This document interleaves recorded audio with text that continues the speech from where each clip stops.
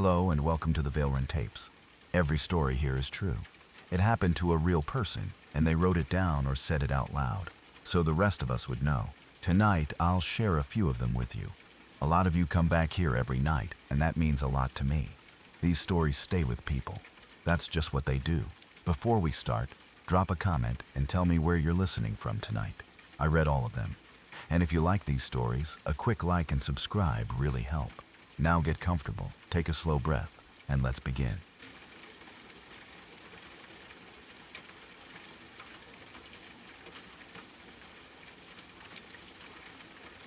This happened back in 2009. At that point in my life, I had some history with drug and alcohol abuse, but I had recently gotten sober in March of that year. By the time this happened, I already had several months of sobriety behind me. I want to say that clearly because whenever people hear a story like this, the first thing they want to do is explain it away.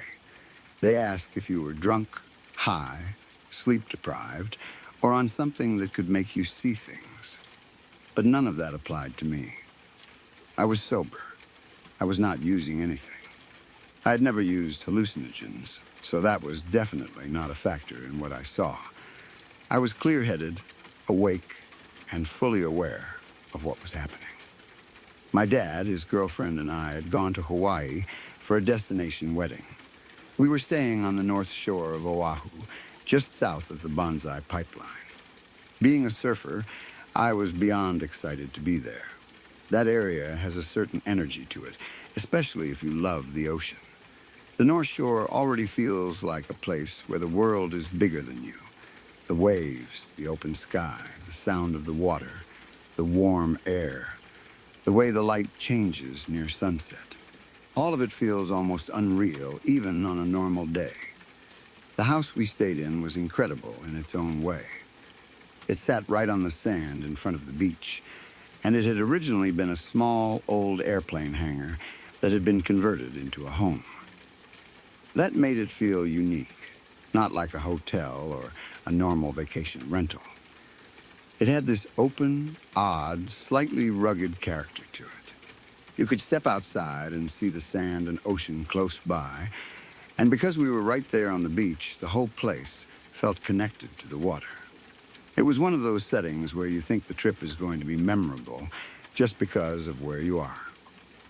On the first night of us staying there, we were out on the porch watching the sunset.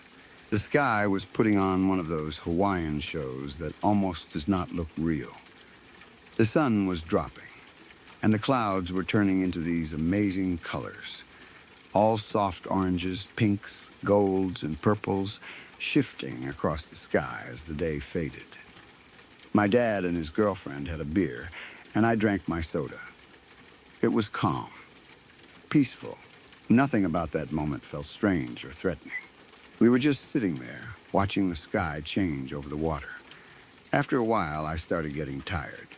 Travel, the ocean air, the excitement of being there, all of it caught up with me.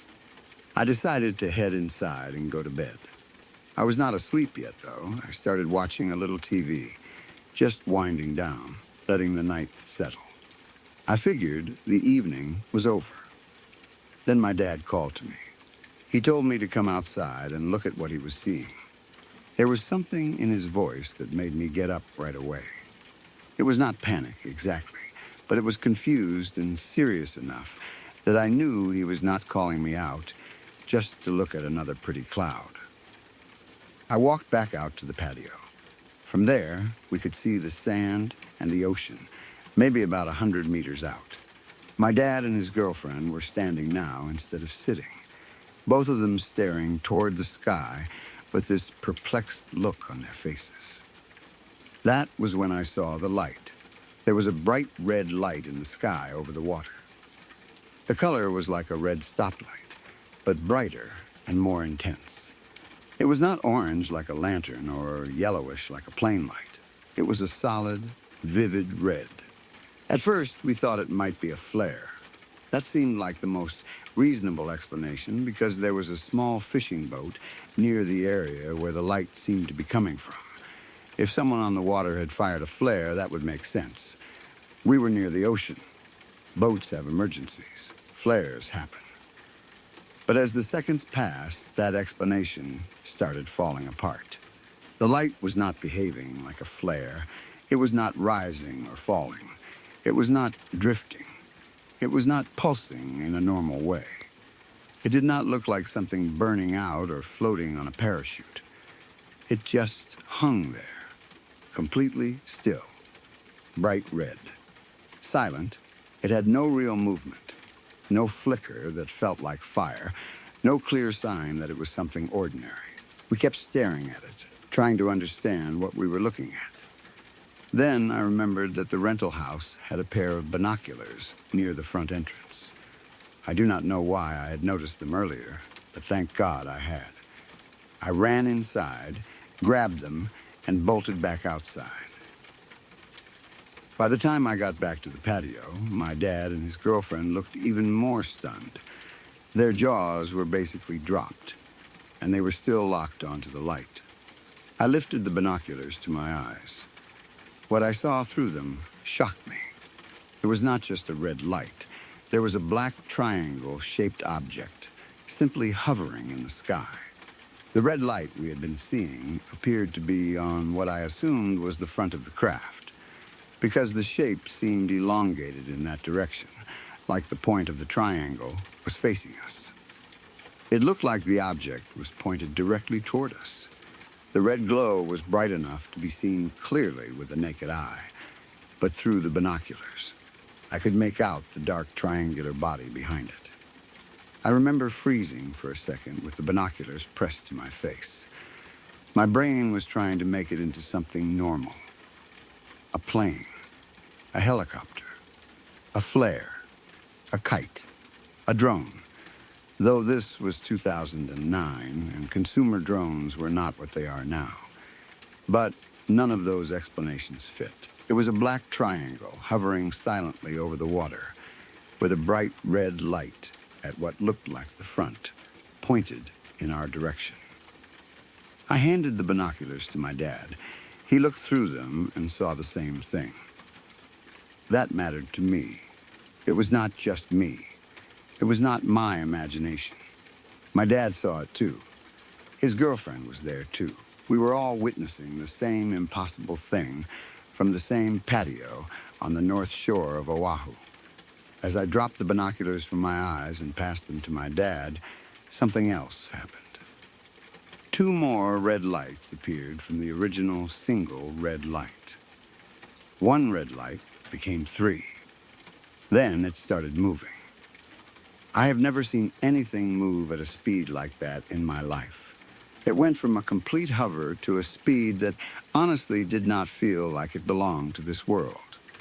One moment it was hanging there, still and silent, front and center from our view. The next it shot to our right-hand side, heading north toward the bonsai pipeline. The movement was so fast and clean that it did not match anything I had ever seen in the sky. It was not like a plane accelerating. It was not like a helicopter turning.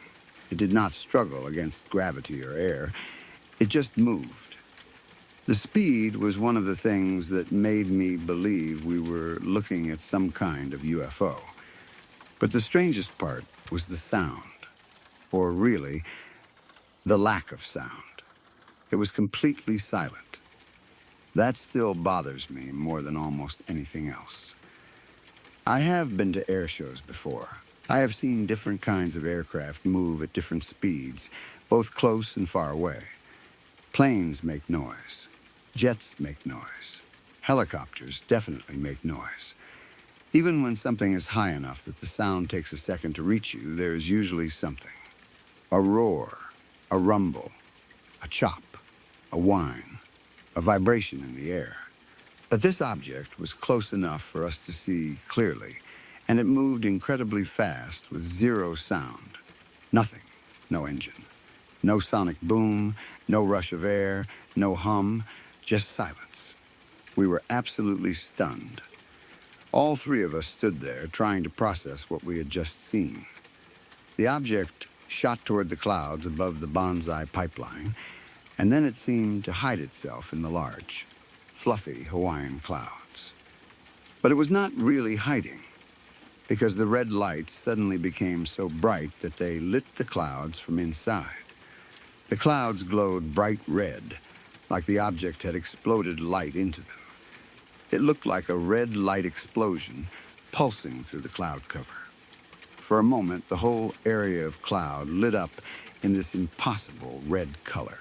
Then, just as quickly as it had lit up, the light disappeared. We looked at each other in disbelief. There is a particular kind of silence after you see something you cannot explain. It is not peaceful silence. It is the silence of three people standing there with their brains trying to catch up. Nobody wants to be the first to say something stupid. Nobody wants to admit they have no idea what they just saw. We were looking at each other like, did that really just happen? Did we all see the same thing? What do we even do now? But it was not over yet. I lifted the binoculars again and scanned the sky. That was when I saw the black triangle moving back to our left. This time it was farther out to sea, and its red lights were turned off. Without the lights, it looked even stranger, because I could only see the dark triangular shape against the sky. It moved slower this time, almost creeping across the sky.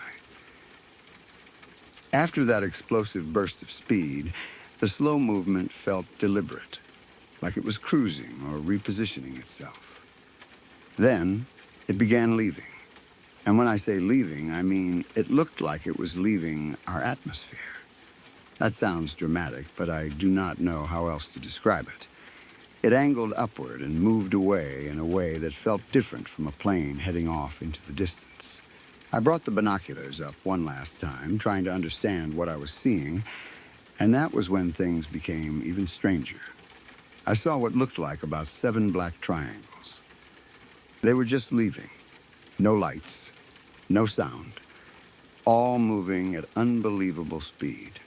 It was not one object anymore. It looked like several of them, dark triangular shapes moving away together or one after another. They were silent, controlled, and impossibly fast. I watched them through the binoculars until they were gone. Then there was nothing left but the sky, the clouds, the ocean, and us standing there on the patio, trying to understand what had just happened. We all stood there asking the same question without really needing to say it. What the hell did we just see? That is the problem with witnessing something like that. There is no obvious next step. What do? Call someone? Tell the wedding party? Search the news? Ask strangers on the beach if they saw black triangles fly out of the clouds? It feels too big and too ridiculous at the same time. Part of you wants to report it, and another part of you knows how it sounds. 3 people standing outside a converted airplane hangar on the beach in Hawaii, saying they saw a silent black triangle craft with red lights moving at impossible speed. Even if it is true, it sounds insane. We looked around to see if anyone else might have witnessed it. A neighbor, someone walking on the beach, anyone nearby. But we did not see anyone. The only other people who might have seen what we saw were whoever was on that small fishing boat out on the water. I have always wondered about them. Did they see it too? Did they think the red light was near them? Did they look up and see the triangle hovering? Did they watch the clouds turn red? Or were they looking the other way, unaware of the strangest thing I have ever seen? Trying to sleep that night was rough. How do you just go to bed after that? I had gone inside earlier because I was tired, and then I was dragged back outside into one of the most unbelievable moments of my life. Afterward, lying in bed, my mind would not shut off. I kept replaying the scene. The red light, the binoculars, the black triangle, the 2 extra lights appearing, the sudden movement, the silence, the red glow lighting up the clouds, the dark shapes leaving. Every time I tried to explain one part, another part ruined the explanation. A flare did not hover like that. A plane did not move like that. A helicopter did not stay silent like that. A drone, especially in 2009, did not look or behave like that.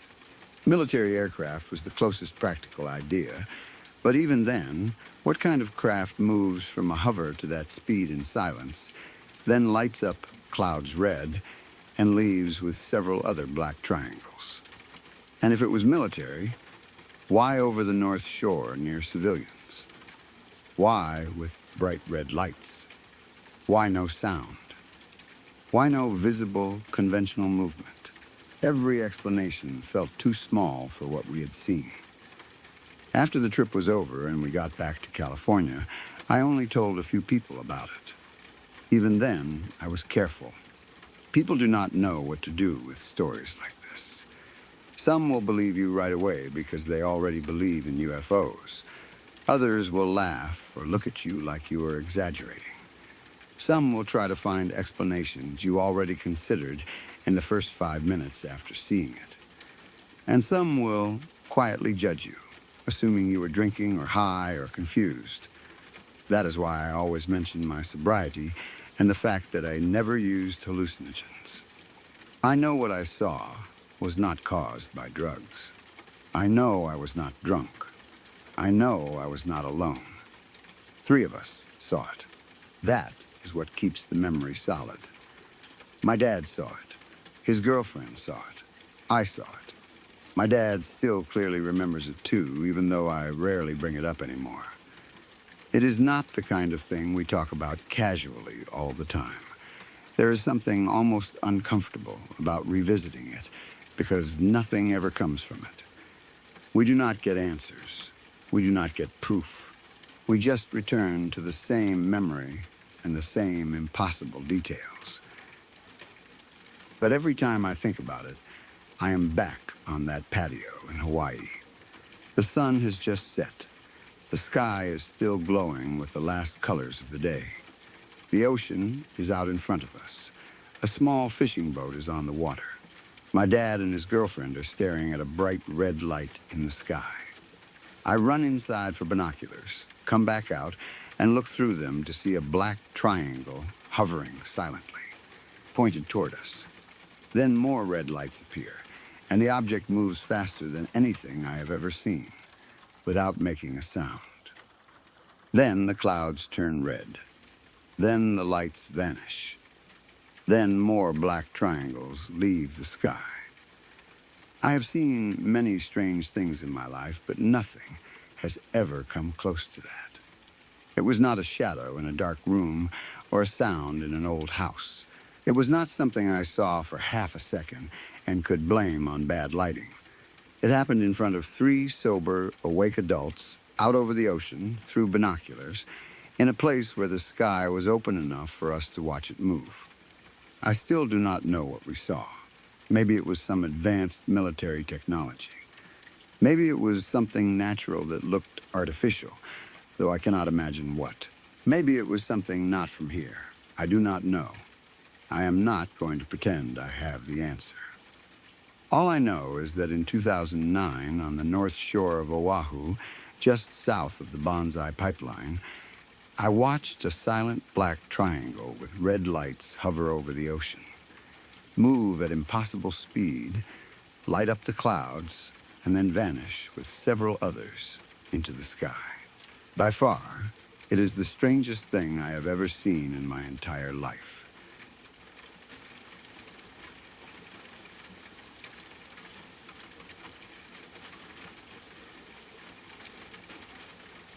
When I was 11, I lived on a big farm.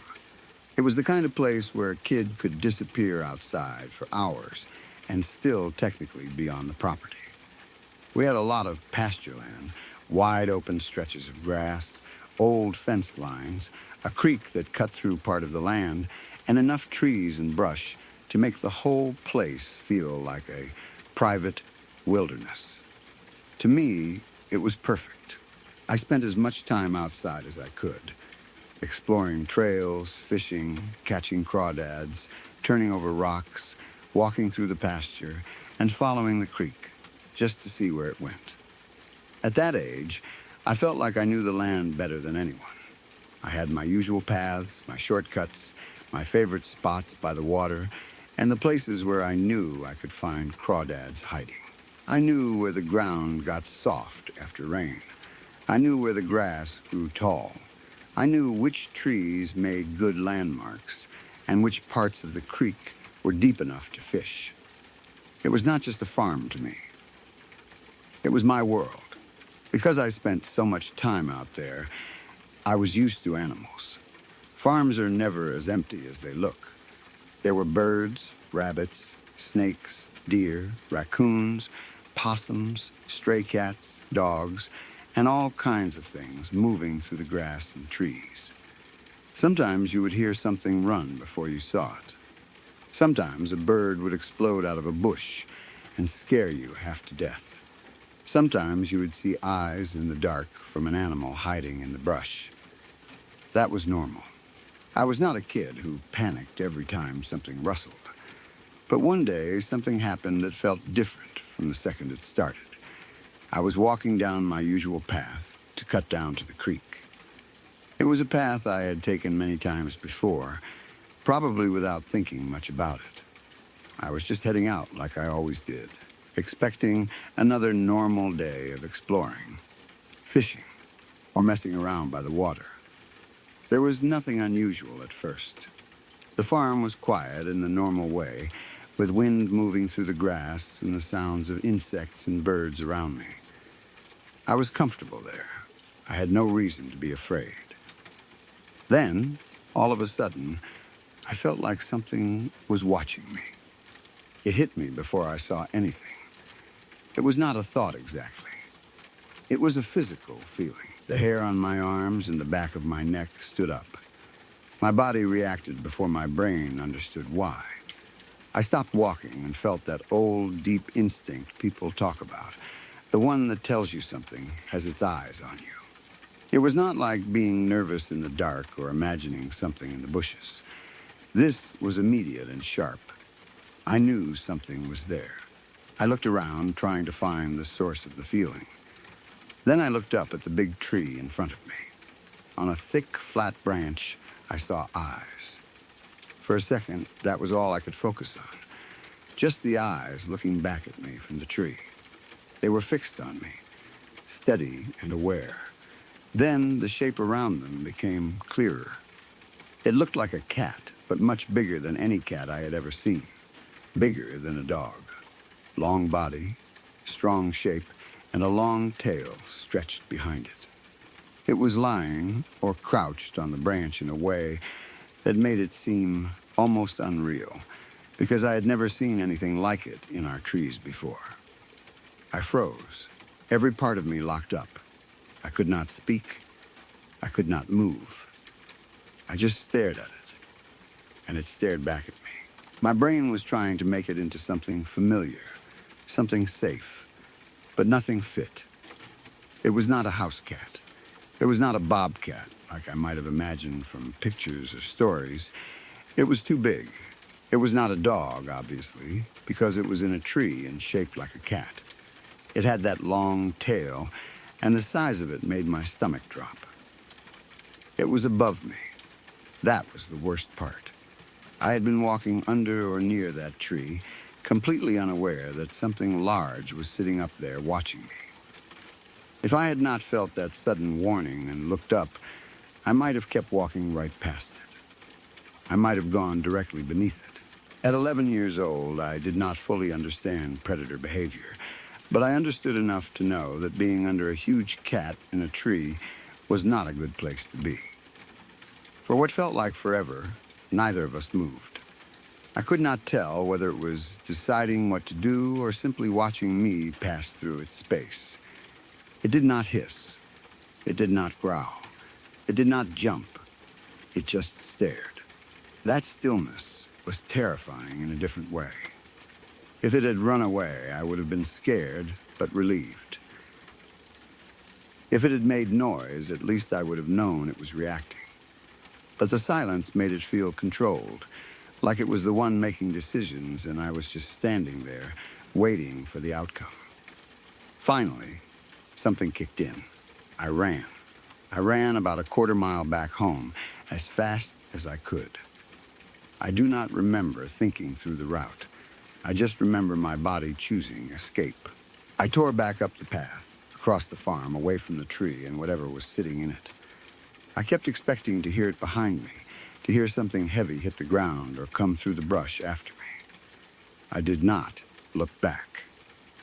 Looking back felt like it would slow me down, and some part of me believed that if I saw it chasing me, I would lose the ability to keep running.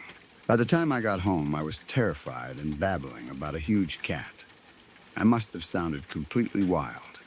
I was 11, out of breath, scared, trying to explain that I had seen a cat bigger than a dog sitting in a tree by the path. To an adult, that probably sounded like a child exaggerating. A big cat could mean a large house cat, a bobcat, or something seen badly for a second. But I knew what I had seen. I knew it was huge. I knew it had a long tail. I knew it was watching me from the tree. My dad calmed me down. Then he grabbed a rifle, and we drove back down to the pasture where I had seen it. That part meant a lot to me, even though nothing came of it. He did not just laugh in my face and ignore me. He could tell I was scared enough that something had happened, even if he did not know what. We went back to the spot, and I showed him where I had seen it. The tree was still there. The branch was still there. The path was still there. But the animal was gone. Nothing was there. No big cat in the tree. No movement in the grass. No sign that something huge had been sitting there watching me. At least, nothing obvious enough for us to find. My dad looked around, but we did not see it. We did not hear it. We did not find proof. And because there was no proof, the whole thing slowly got passed off as an overactive imagination. That frustrated me. But I was a kid. There was not much I could do.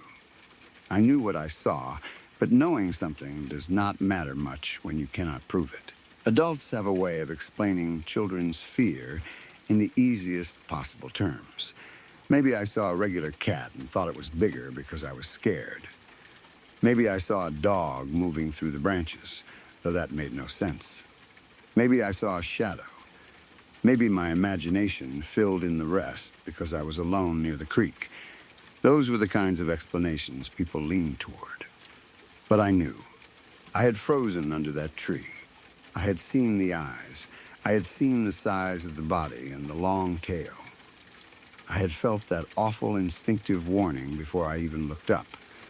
That was not imagination. That was not a shadow.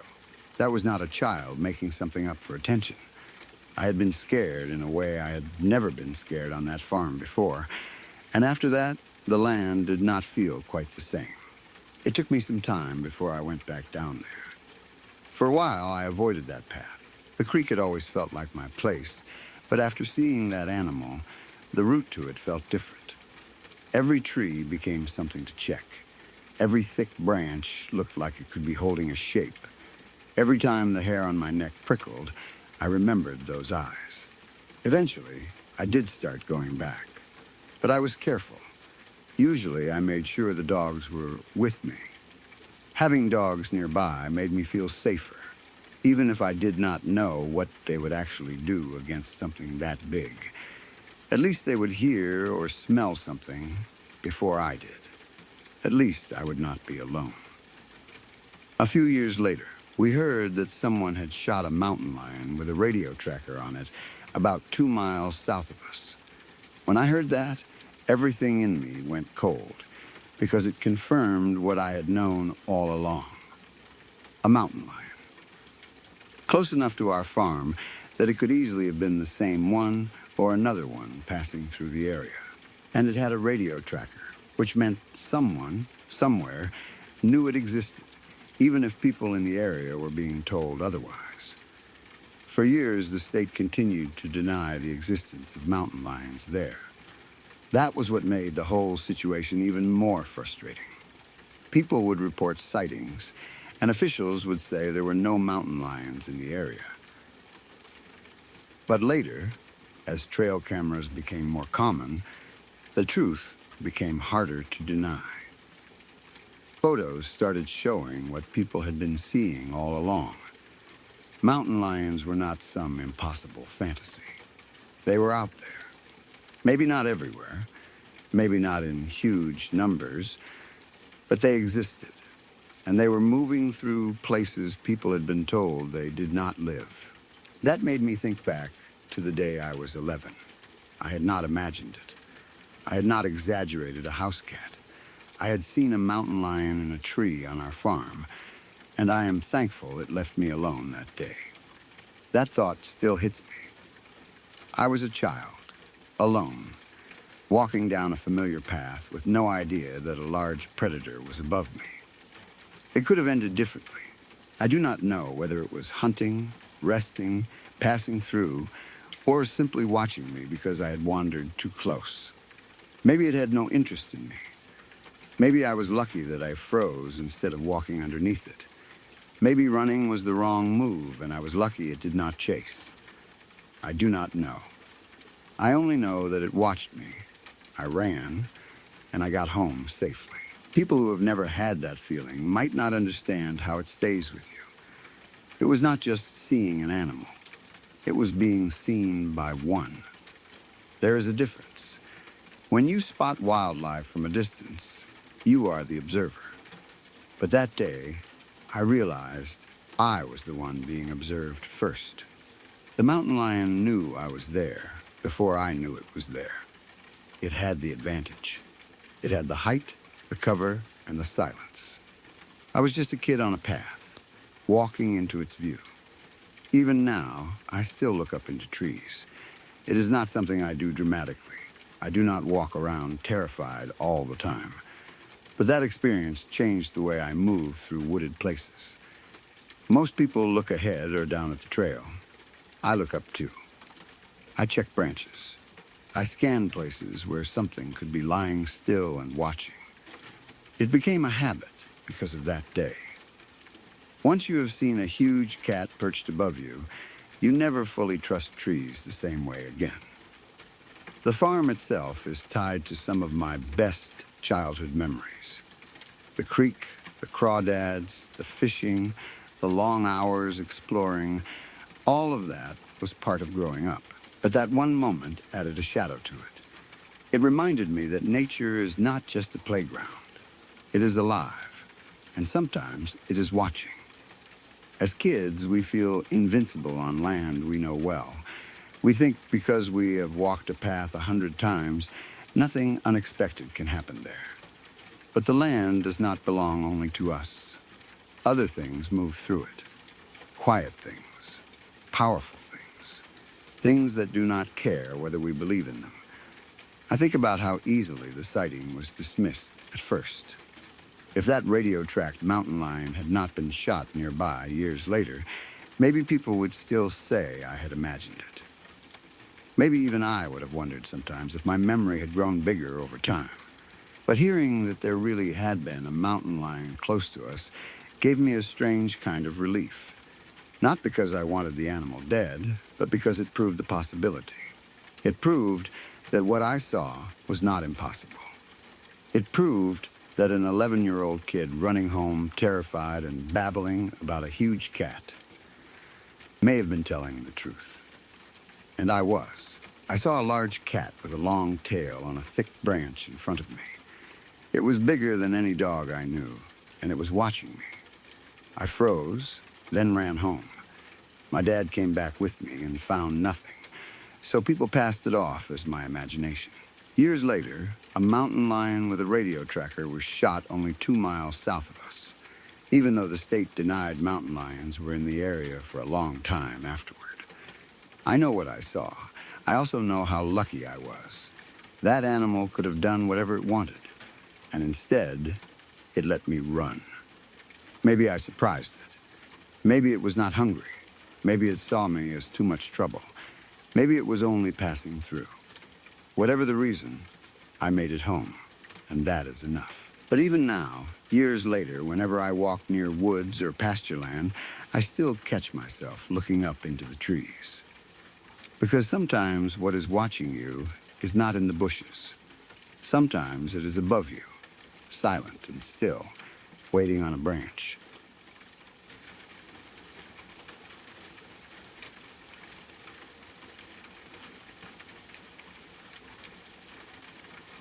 It was high school, and I was catching the bus with my sister. It was one of those normal school mornings that felt like every other morning at the time, the kind you do not expect to remember years later. We were tired, probably half awake, carrying our bags, waiting with that quiet early morning feeling that hangs over students before the day really starts. Nothing about it felt special at first. It was just another bus ride, another school day, another morning in a time of my life where most days blended into each other. The area we lived in was not exactly a bad neighborhood, but it had its issues. It was the kind of place where you learned to pay attention without acting like you were paying attention. Most mornings were fine, but you still kept an eye on people who seemed unpredictable.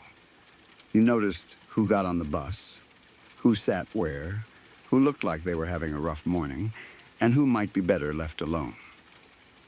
I was with my sister, so I was even more alert than usual. I did not want anything weird happening around us. The bus was moving along its normal route when this guy got on at the stop after mine. I noticed him right away because of the way he moved. He had this really awkward tick in his movements, like his body was following some rhythm only he could hear. It was not just a little twitch. His head had this odd, repeated motion to it, almost like a jerky pattern that kept resetting itself as he moved. He did not seem fully steady, and the first thought that crossed my mind was that he might have been high. I kept an eye on him. I did not want to stare, because staring at someone who is acting strange on a bus is never a good idea, but I watched him in the subtle way you watch someone from the corner of your eye. He had this energy that made me unsure what to expect. He was not being aggressive, but he was not moving normally either. There was something off about him, something that made everyone around him feel like they needed to give him space without saying it out loud. He seemed both disconnected and very aware at the same time, which is a strange combination to be around. Then he crossed the bus toward me. That made me tense up. When someone you are already watching starts moving directly toward you, your whole body becomes more alert. I was sitting there with my sister nearby, and I remember thinking I needed to stay calm, but ready. He came closer with those awkward rhythmic movements, his head still doing that strange little pattern, and stopped near me. He did not say anything at first. He just gestured at my phone. For a second, I did not understand what he wanted. My phone was in my hand, or close enough that he could see it, and his gesture was not threatening, just unclear. I looked at him and asked if he wanted the time. He nodded. That made the situation feel a little less dangerous. He was not asking for money, not trying to grab my phone, not starting a conversation that might go somewhere weird. He just wanted the time. So I told him. If I remember right, it was around 7:37, something like that. I do not know why that detail stuck with me, but it did. Maybe because the whole interaction was so short and strange that my mind held on to the little concrete pieces. The bus, my sister, his movements, my phone, the time. He nodded again when I told him. Then, at the next stop, he got off the bus. That alone would have made the whole thing odd, because he had only gotten on one stop earlier. He boarded, crossed the bus, asked me for the time without speaking, and then got off almost immediately. Maybe he had only needed to go one stop. Maybe he had made a mistake. Maybe he was wandering. Maybe he was just high and moving through the morning in a way that made sense only to him. There were plenty of normal explanations, even if none of them felt completely satisfying. But then I watched him cross the street. That was the part that changed the memory from weird guy on the bus into something I still think about. He crossed with this strange whimsy, like the world was lighter for him than it was for everyone else.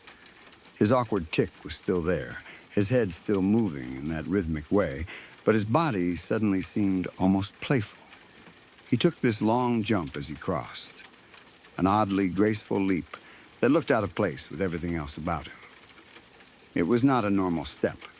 It was not just someone hopping over a puddle or trying to hurry across the road. It had a lightness to it, a strange theatrical quality, like he was stepping out of one world and into another. And for some reason, the thought hit me immediately. I thought he was a fae, not logically, not in a serious, I believe I just met a fairy creature on the bus kind of way. It was more instinctive than that. Something about the whole interaction had the feeling of a folklore test. A strange person appears. He asks for something simple. You answer politely. He leaves. Then the day changes, or luck shifts, or something invisible decides you passed. It felt like one of those old stories where someone meets a mysterious traveler, offers them kindness, and only later realizes they were dealing with something not quite human. I know how that sounds. Was he high? Probably. That is the easiest explanation. He was probably just a guy having a strange morning, maybe under the influence of something, maybe dealing with some kind of condition, maybe just moving through the world differently than most people. His odd head movements could have been a tic. His silence could have been discomfort or shyness. His gesture at my phone could have been because he needed the time and did not want to speak. His long jump across the street could have been nothing more than a random burst of energy. But the feeling stayed with me. What makes it stranger is that the day was better than most days I remember from that time. I cannot even explain exactly why. It was not like something miraculous happened. I did not win money or avoid some disaster. But the day had a different tone afterward, like something small had shifted. In high school, a lot of days can feel heavy, repetitive, and stressful. That one did not. It felt lighter somehow, like the air had been cleared. Maybe that is why the memory stuck. If the rest of the day had been bad or completely normal, I probably would have forgotten him. He would have just been another weird person from public transit. One of those stories you tell once and then let go. But because the day felt better, my mind connected the two things. The strange man on the bus asked for the time. I answered him. He got off, crossed the street with that impossible little leap, and then the day turned out better than usual. That is exactly the kind of pattern the human brain loves to notice, even if there is no real connection. Still, I am not completely sure there was no connection. There was something about the way he moved that did not feel random. Something about the way he came directly to me, even though there were probably other people on the bus. Something about the way he asked without words, accepted the answer, then left at the very next stop. It was too brief to be a normal interaction, but too specific to feel like nothing. It felt like I had been asked a very simple question, and the answer mattered in some small way I would never understand. The idea of passing the test came to me almost as a joke, but also not entirely as a joke. I had not been rude. I had not ignored him. I had not acted afraid, even though I was watching him carefully. I simply asked if he wanted the time, gave it to him, and let him go. Maybe that was all it took in the little story my mind created around him. Maybe the world, for once, rewarded a tiny, ordinary kindness. Maybe I wanted to believe that. Or maybe there are stranger things moving through everyday life than we admit. The bus was such a normal place for it to happen. That is part of what makes it memorable. Strange things in dark woods or abandoned houses are one thing. You expect weirdness there. But a city bus in the morning, on the way to school, with your sister beside you, is not where you expect folklore to brush against your life. You expect tired students, people going to work, someone smelling like smoke, someone listening to music too loud, the usual mix of early commuters. You do not expect someone to step on with a strange rhythm in his body, silently ask for the time, then leap across the street like he belongs in an older kind of story. I never saw him again. At least, I do not remember seeing him again. Maybe he was someone who rode that bus sometimes and I just never noticed him later. Maybe he lived nearby. Maybe other people recognized him and would have explained him instantly. But to me, he appeared once, made his strange little request, and vanished back into the morning. That is probably why the memory has stayed so intact. There was no follow-up, no explanation, no later moment where I learned his name or found out what was going on with him. He remained a mystery. Looking back, I know the rational answer is probably the correct one. He was probably just high, or dealing with something, or simply an unusual person having an unusual morning. The world is full of people who do not fit neatly into the expectations we have for strangers. Not everything strange is supernatural. Not every odd encounter is a sign. Sometimes a man on a bus is just a man on a bus. But sometimes memory turns a person into something more. And honestly, I do not mind that. The thought that he might have been something Fey-like does not scare me.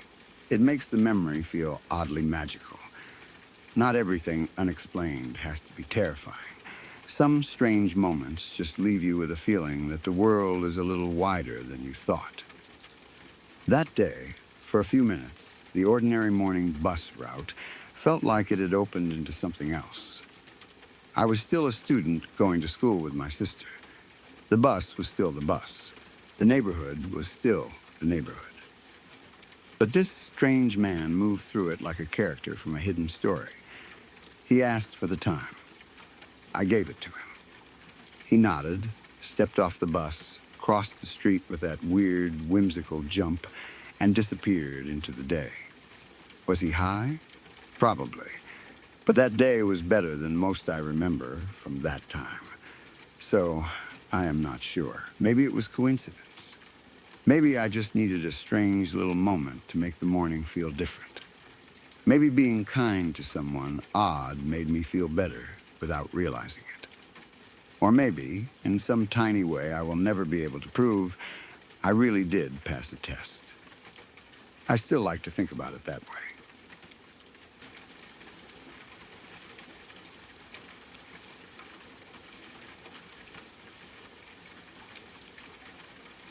When I walked out into the hallway, it was as if I had stepped into a booming forest or jungle.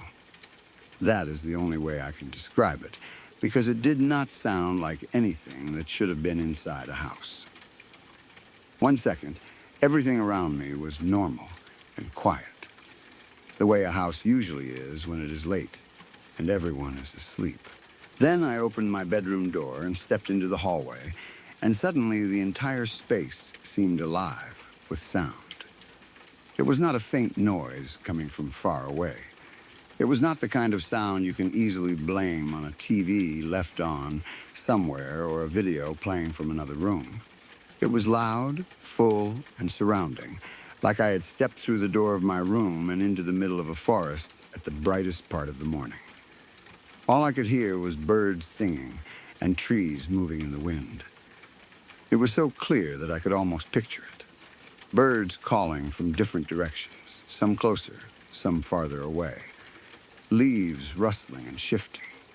Branches swaying. That soft, constant movement of trees in a breeze, except it was happening inside my hallway. It had depth to it, like the sound was not just coming from one wall or one speaker. It felt like the whole hallway had opened up into somewhere else. Not visually, because I was still looking at the same hallway, the same walls, the same floor, the same bathroom door. But sound-wise, it was like the house had been replaced by a living, breathing forest. At first, I just stood there, I did not feel scared exactly. That is the strange part. A lot of unexplained things make your body go into panic right away, but this did not feel threatening. It was confusing more than anything. It was beautiful in a weird way, but also completely wrong. The sound of birds and wind and trees is supposed to be calming when you are outside. It is supposed to belong to an open place, not a hallway in a house in the middle of the night.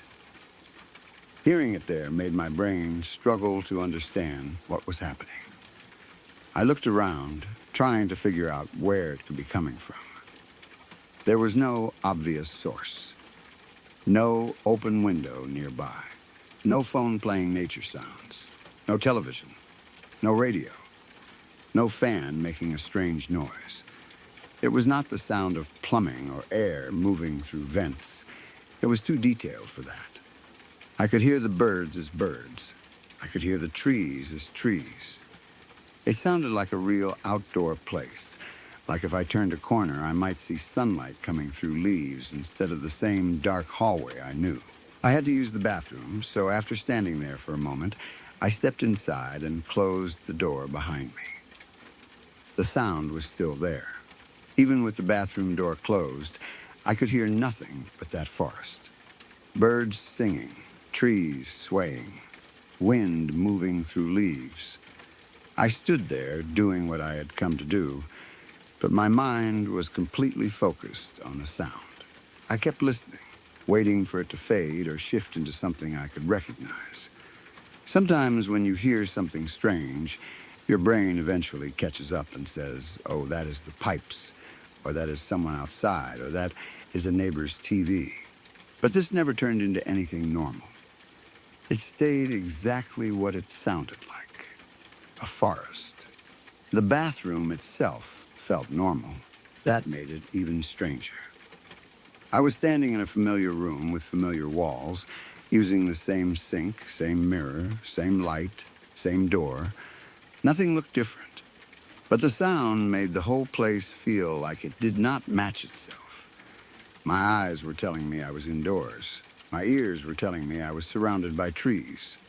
I finished, washed my hands, and listened the whole time.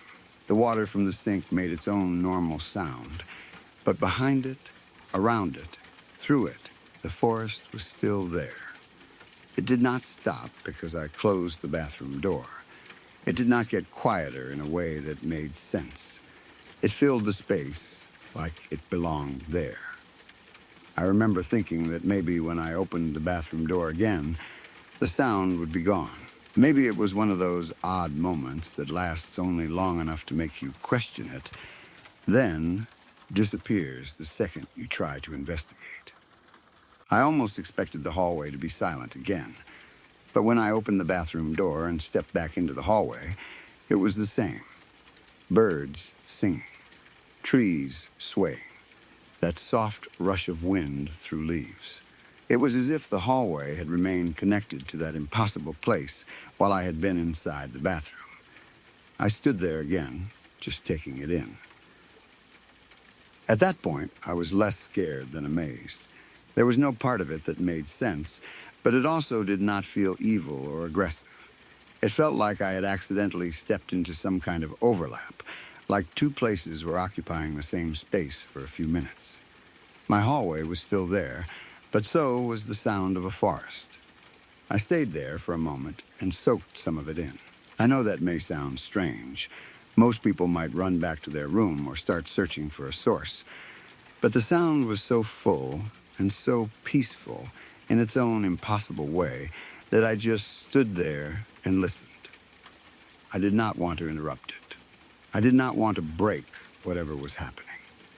It felt rare, like something I was not supposed to witness but had somehow stumbled into by accident. Not scary, exactly, but not normal. Not even close. The longer I stood there, the more I tried to understand the details. The birds did not sound like one bird repeating the same call. It sounded like several birds, layered and natural.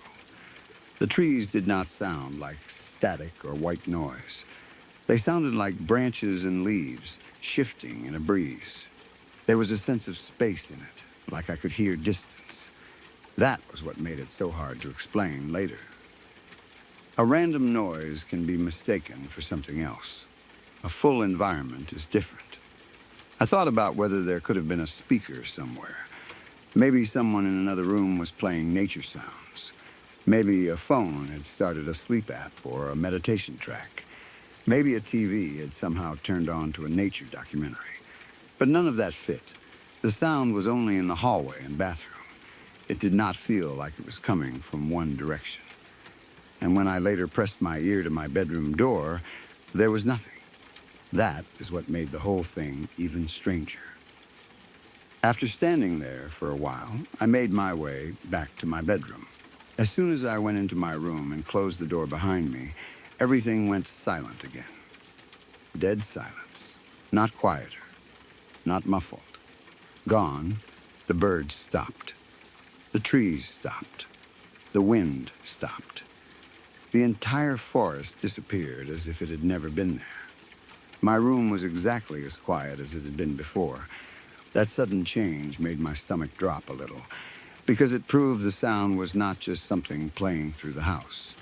If it had been a phone, a TV, a speaker, or something outside, I should have still heard at least a little of it through the door.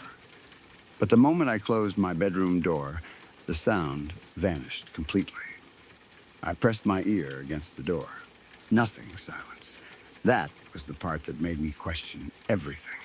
I stood there with my ear against the door, expecting to hear even the faintest trace of birds or wind. But there was nothing at all.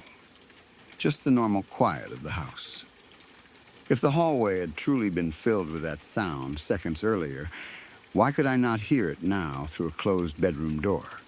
Bedroom doors do not block sound perfectly, especially not something that had sounded so loud and full when I was standing in the hallway.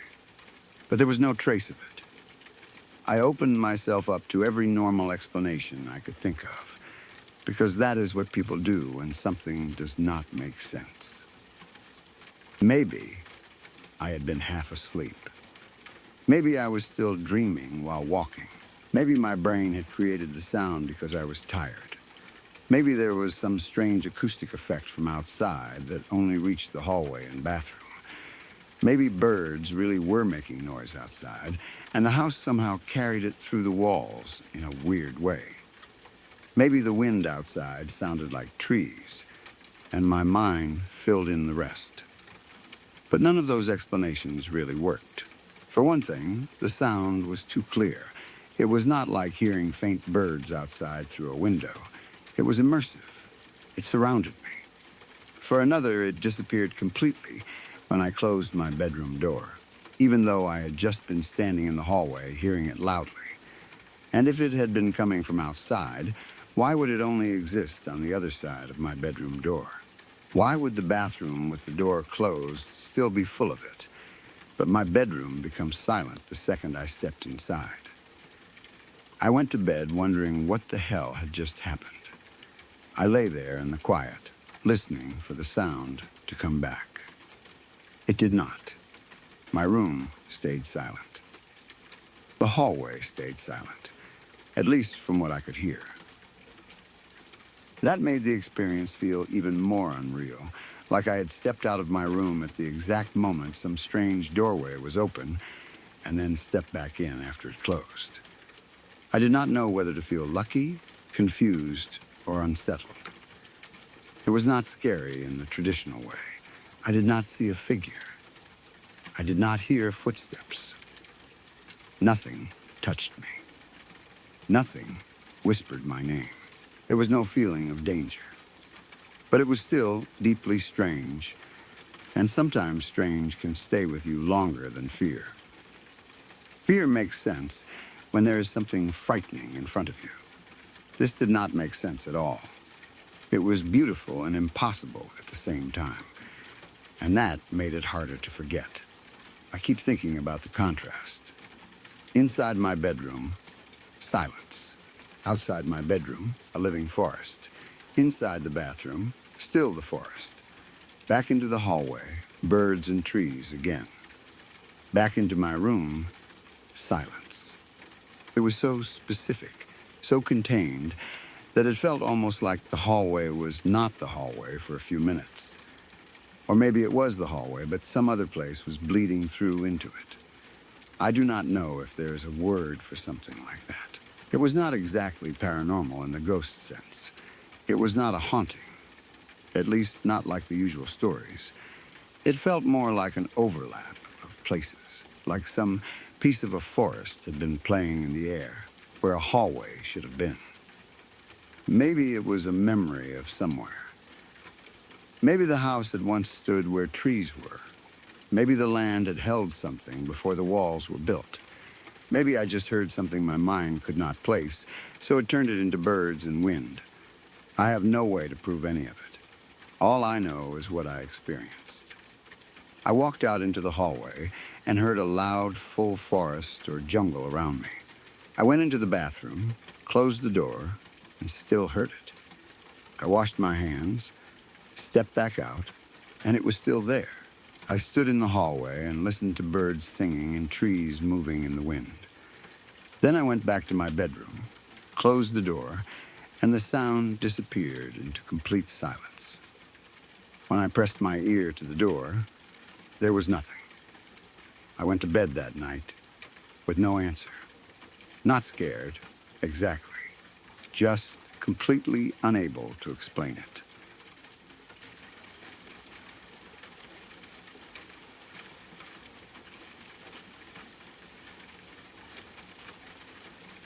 Quick pause, then we're right back. A lot of people watch one story and leave, but some stick around. They hit subscribe and come back every night. If you want to be one of them, the button's right there. Turn on the bell too, so you never miss a new one. That's it. Let's get back to the story.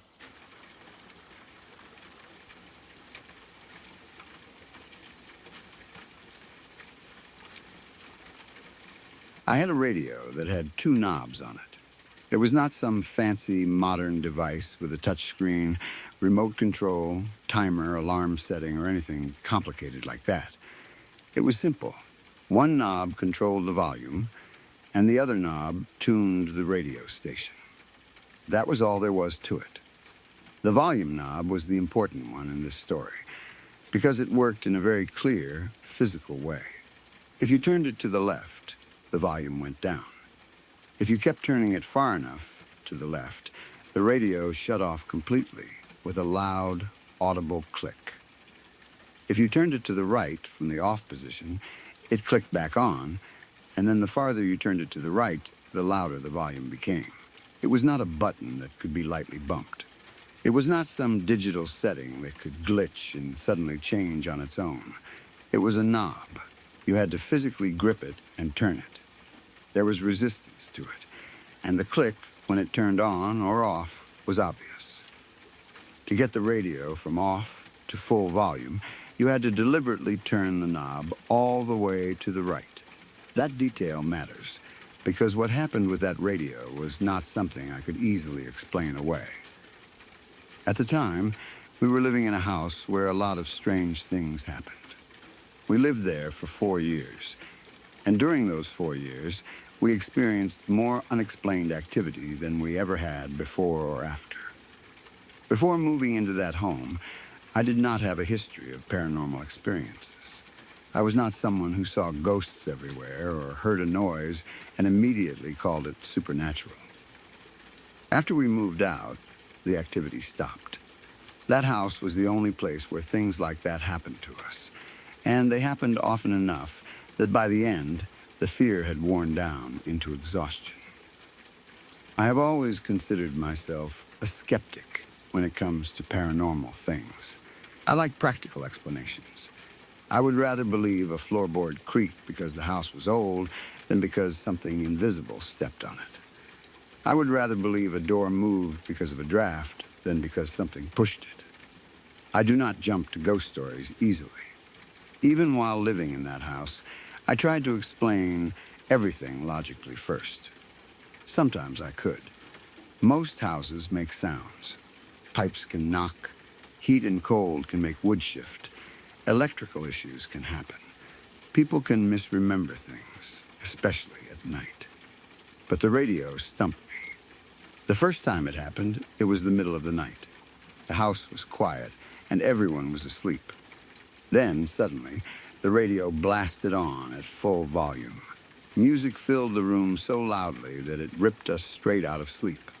It was not a soft little hum or a weak station fading in.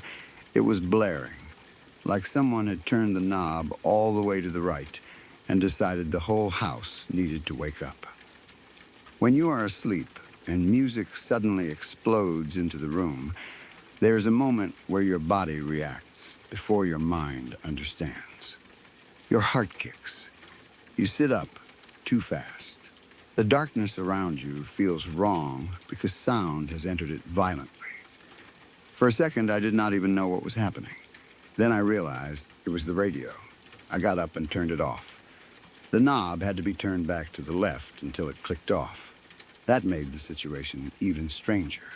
If it had somehow been left on low and a station suddenly came through louder, maybe I could have blamed the signal. If it had an alarm function, maybe I could have blamed that. If it had been plugged into something with a timer, maybe there would have been an easy explanation. But no. The radio had been off. The knob had been in the off position. For it to come on at full volume, something would have had to turn that knob past the click and all the way to the right. I tried not to panic. I told myself maybe I had not turned it off properly before bed. Maybe it had been right on the edge of the click, and somehow vibration or settling had made it pop on. That explanation did not really satisfy me, but it was easier than thinking something unseen had turned the knob.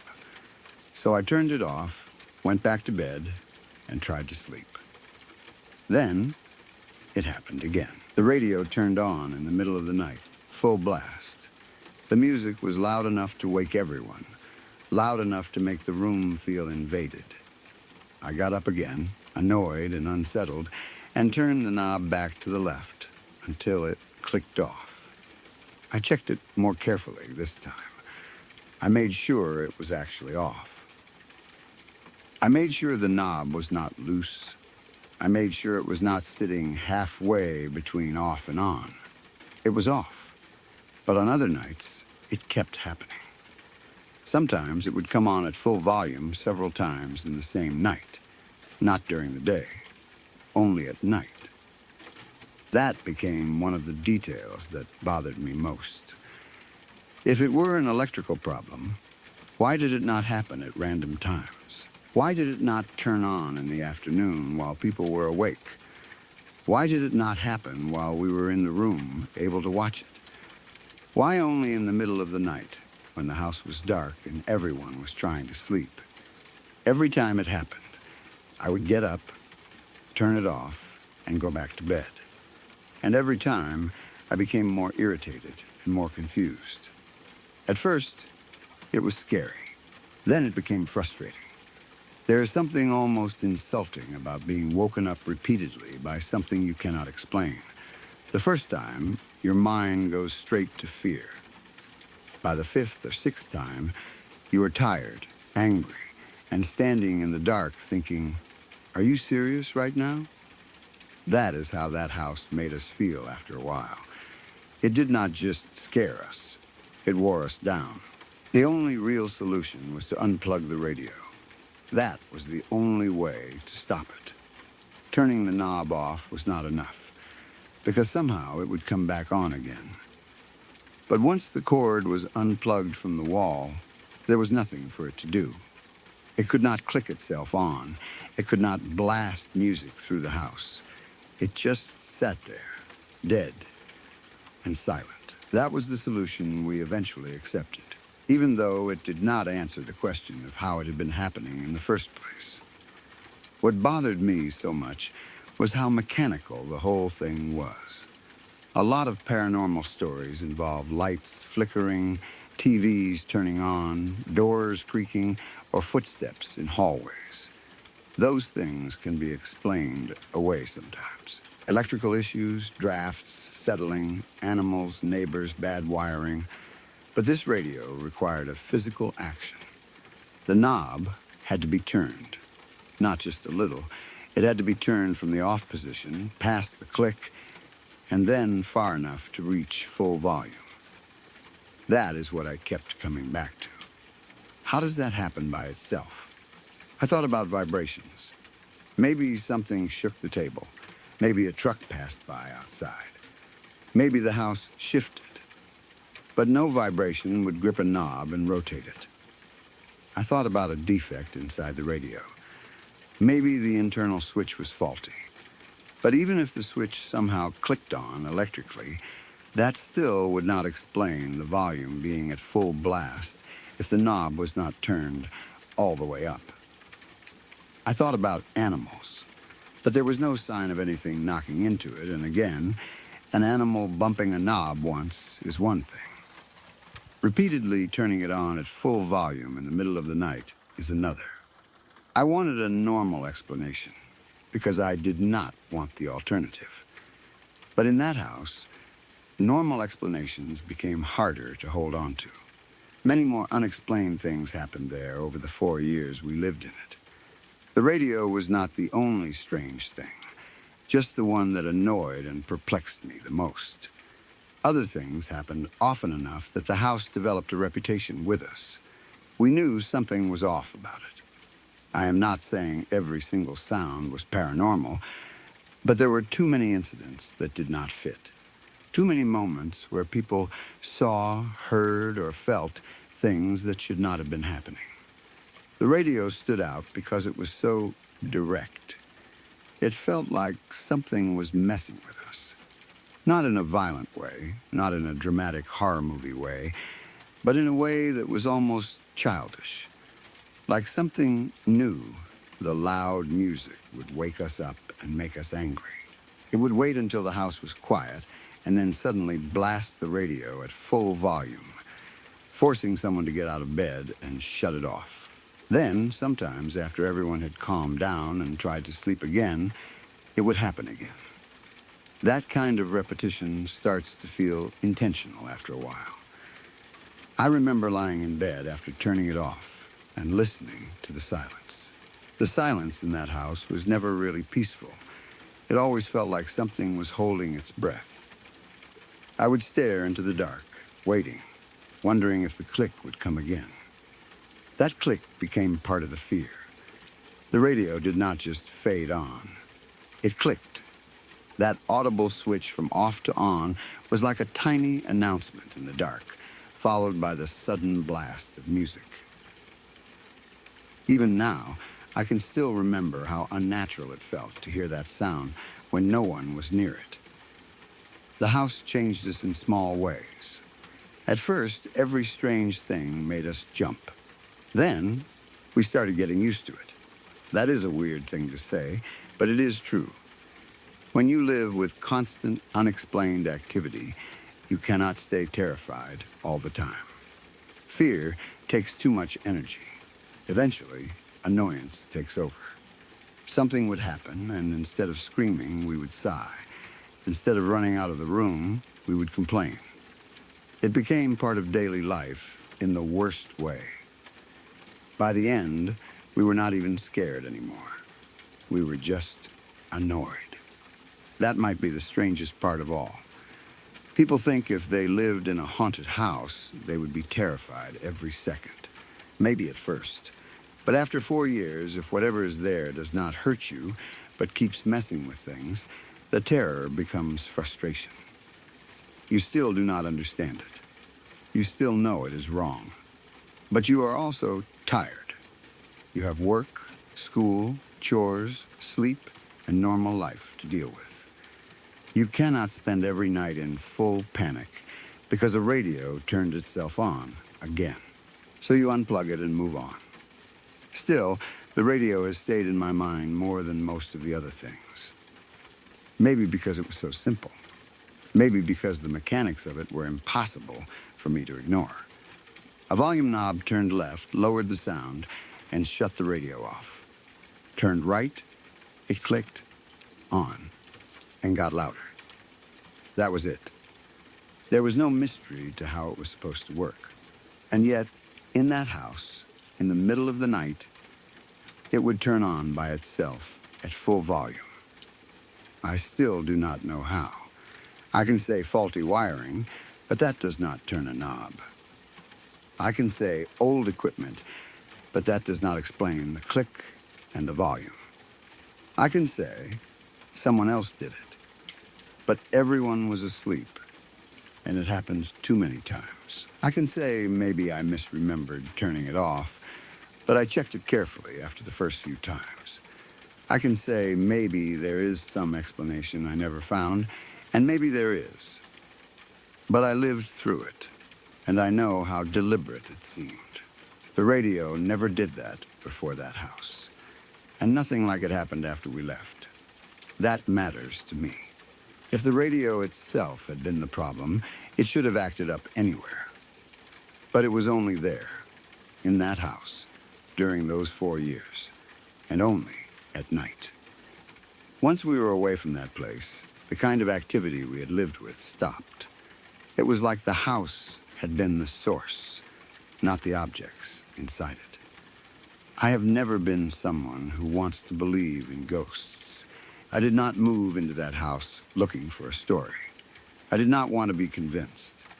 But living there made skepticism harder. The radio alone was enough to make me question things, not because it was the scariest event, but because it was so stubbornly physical. Something had to turn that knob. Something had to click it on. Something had to set it to full volume. And whatever it was, it only seemed to enjoy doing it when everyone was asleep. After enough nights of being blasted awake by music in the dark, the radio stopped feeling like a radio and started feeling like part of the house's personality. Loud, irritating, impossible to reason with, always waiting until the worst time. Maybe that is why it annoyed me so much. It was not dramatic enough to make outsiders understand, but it was impossible enough to keep me awake, thinking about it. We had many strange experiences in that home, but the radio is the one I still come back to. Because in my mind, I can still hear that click.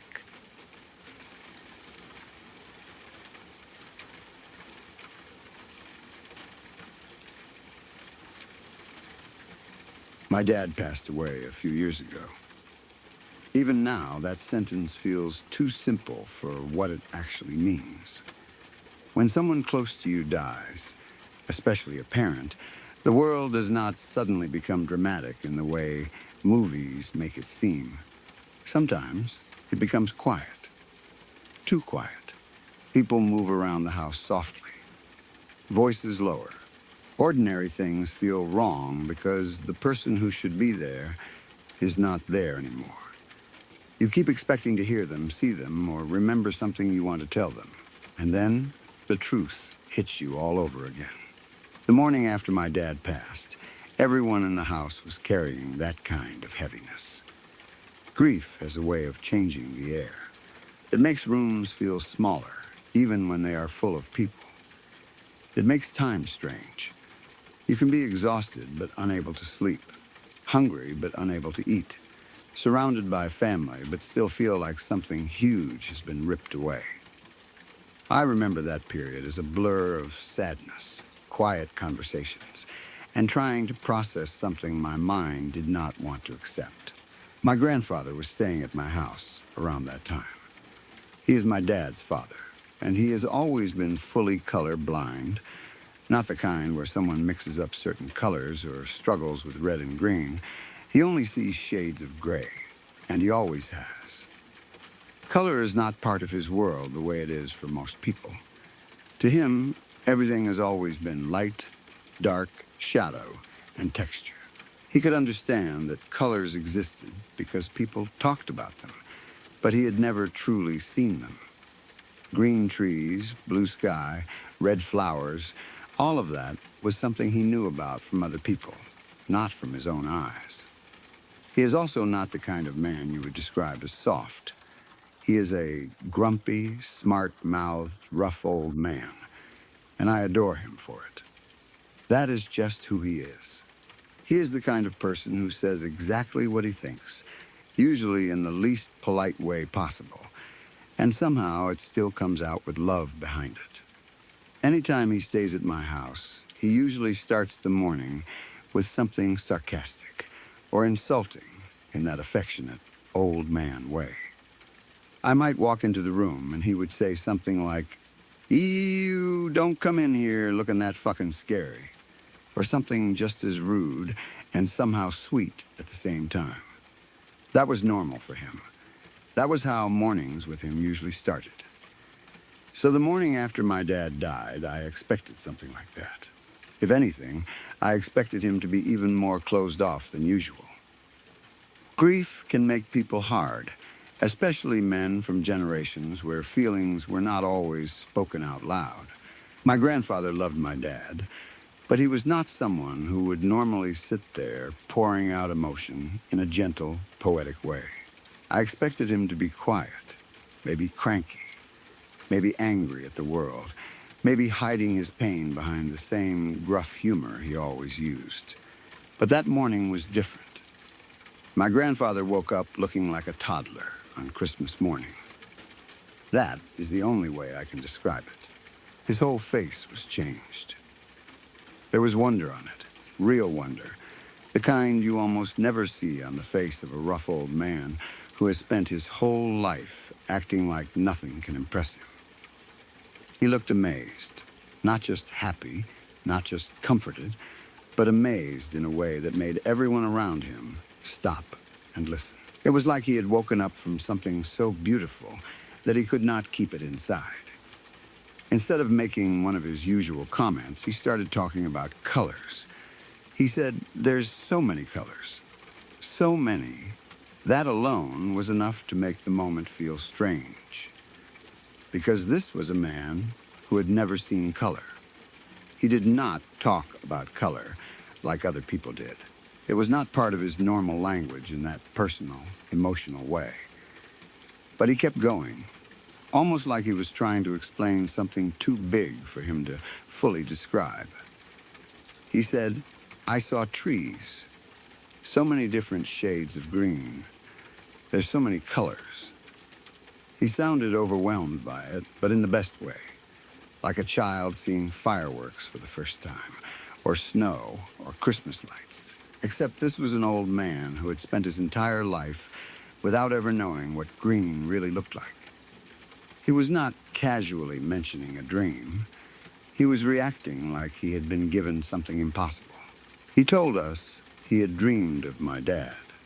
In the dream, he and my dad were sitting together in their favorite hunting location. It was mid-spring, that time of year when everything is alive again. The trees were full, the world was bright, and everything around them was in full color.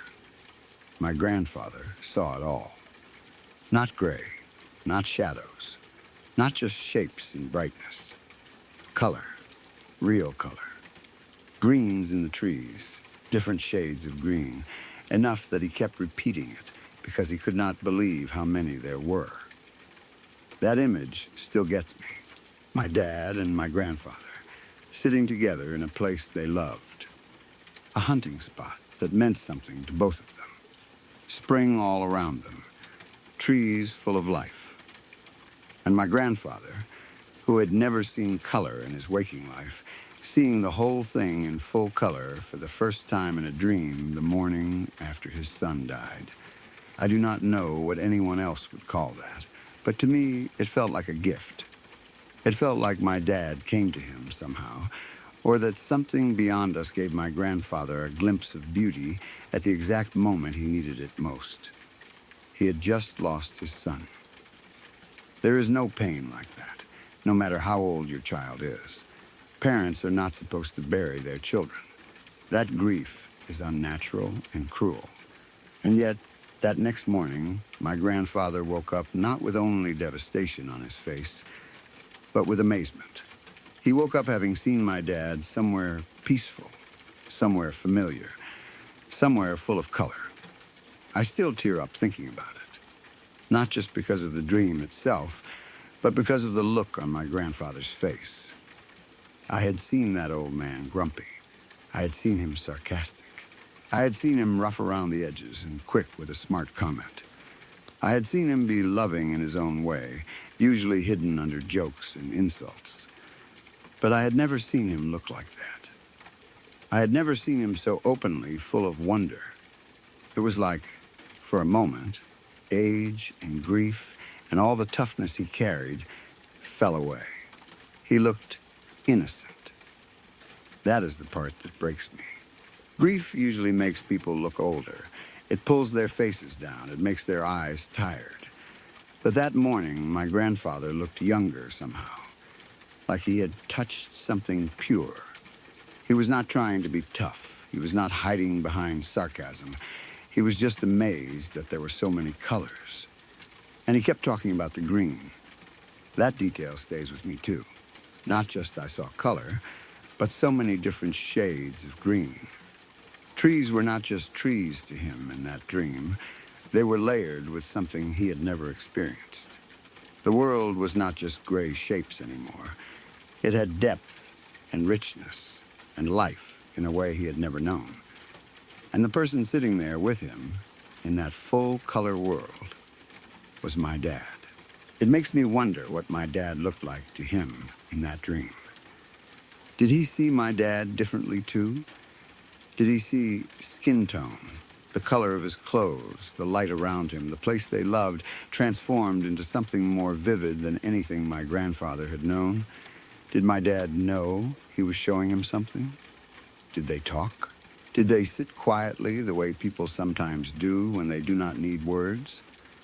I do not know all the details, and maybe I do not need to. What matters is that my grandfather woke up changed, even if only for that morning. People can explain dreams however they want. Some will say grief causes the brain to create comforting images. Some will say my grandfather must have imagined colors based on descriptions he had heard over the years. Some will say it was just his mind trying to process loss. Maybe there is truth in some of that. I know the brain is powerful, and I know dreams can do strange things. But there is something about the timing and the way he reacted that makes it feel like more than a normal dream. He had never seen color. Then, the morning after losing his son, he dreamed of being with him in their favorite hunting location, surrounded by spring trees in full color. That is not something I can easily dismiss.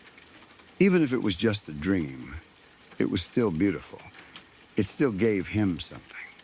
It still gave us something. In the middle of a terrible loss, it created one moment of wonder. It gave us an image of my dad, not as gone in some cold, empty way, but present somewhere peaceful, sitting with his father, surrounded by trees, wrapped in colors my grandfather had never seen before. I think grief needs moments like that, not because they fix anything, because they do not. My dad was still gone. The sadness did not disappear. The house was still heavy.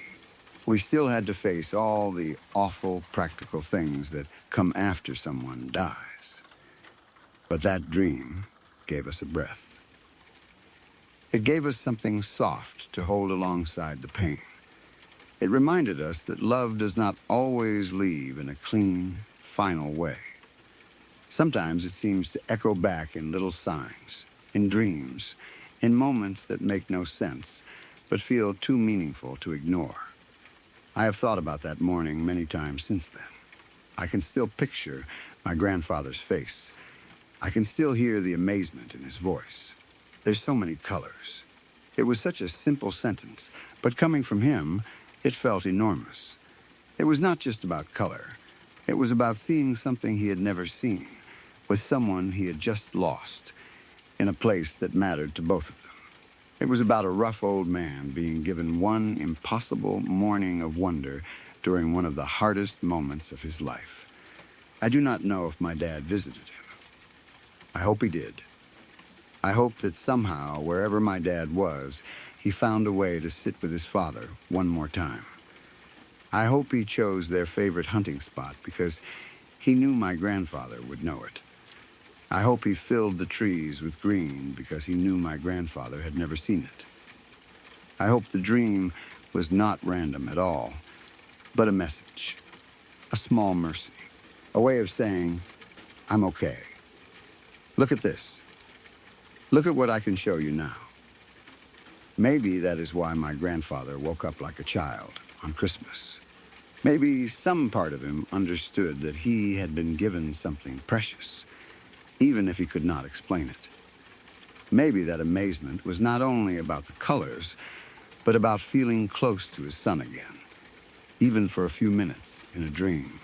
I still tear up when I remember it, because my grandfather is not a man who easily shows that kind of softness. He does not usually wake up full of wonder. He does not usually talk like someone who has seen heaven in the trees. But that morning, he did. The morning after my dad passed, my fully color, blind, grumpy, smart-mouthed, rough old grandfather woke up with amazement all over his face and told us he had seen my dad in their favorite hunting spot, surrounded by trees in full spring color. He had never seen green before. And in that dream, there were so many shades of it.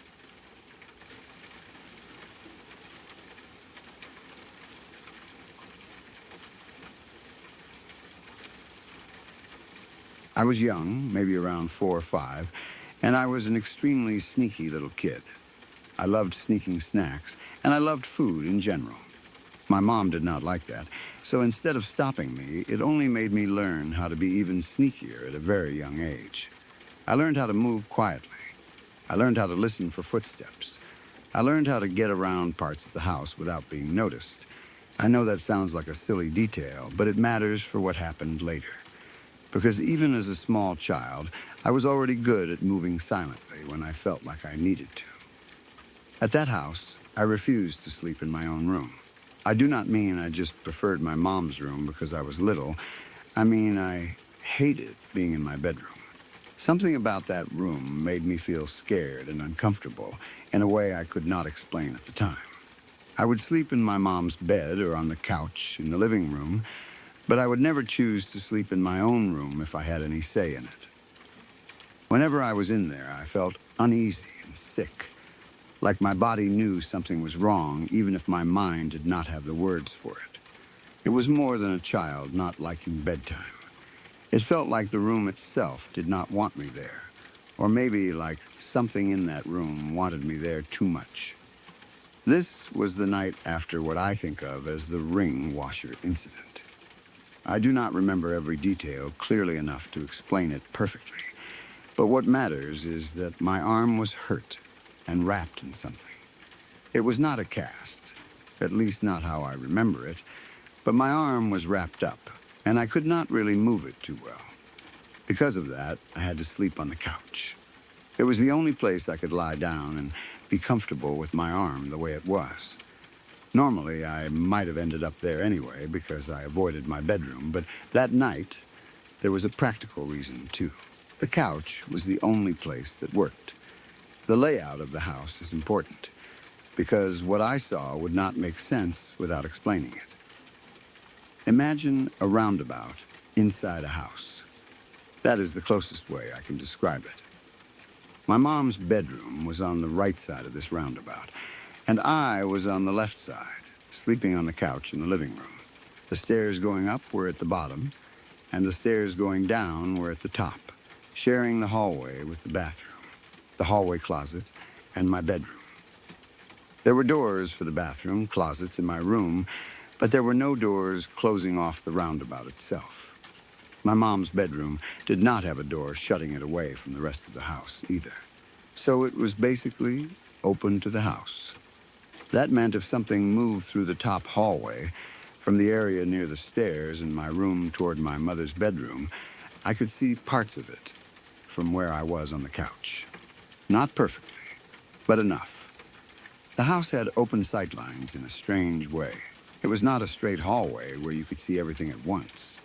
It was more like watching something pass through a visible slice of space again and again as it moved around the layout. That night, I woke up hard. Not the normal, slow kind of waking where you drift up from sleep and take a few seconds to remember where you are. This was different. I was suddenly awake, extremely awake. Coherent, it was like someone had flipped a switch in my head and pulled me out of sleep all at once. I did not open my eyes right away. I just lay there with them closed for a few minutes. I do not know why. Maybe some part of me already felt that something was wrong. Maybe I was trying to listen. Maybe I was still young and tired and confused, lying on the couch with my hurt arm, trying to understand why I had woken up like that. When I finally opened my eyes, I immediately wished I had not. I saw this enormous, weirdly shaped grayish blob moving just out of sight down the top hallway. That is the only way I can describe it. A gray blob. Not like smoke exactly, not like a person, not like an animal. It had a shape, but the shape was wrong. It was large and soft-looking in a way that made no sense, like a mass that could move through a house but did not have a normal body. It was not a shadow because it was grayish, and I could see it against the dim background of the house. It was not a person because the shape was too strange.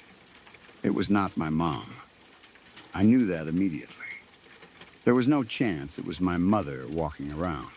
We were the only people living in that house.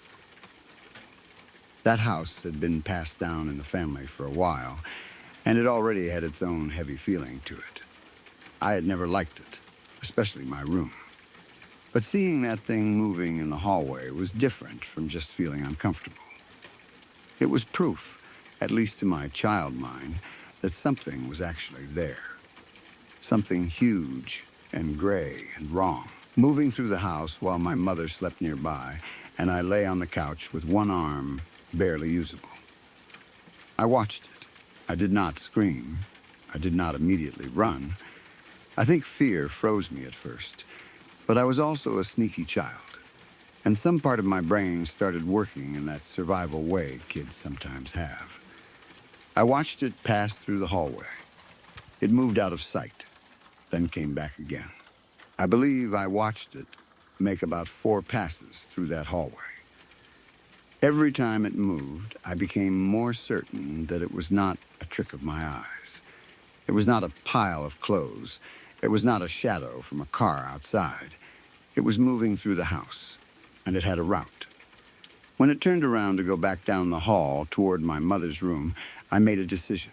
I flipped off the couch and slipped around the bottom side of the roundabout. I moved silently, the way I had learned to move when sneaking snacks.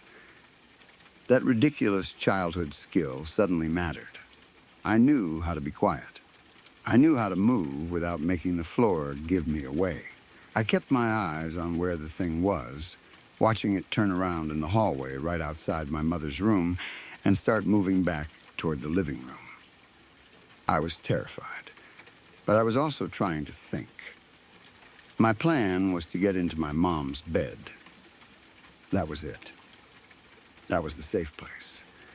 I needed to get to her, and I needed to do it without that thing seeing me.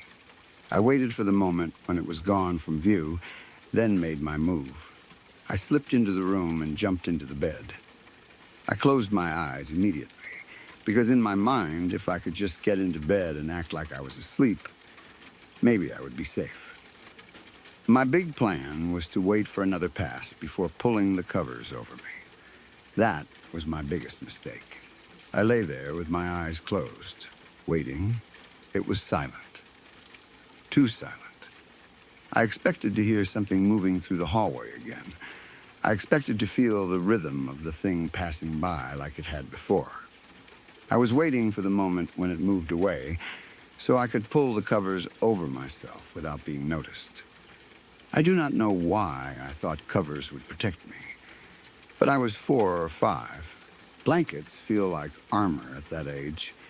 If you are under them, maybe whatever is in the dark cannot get you. But I waited too long.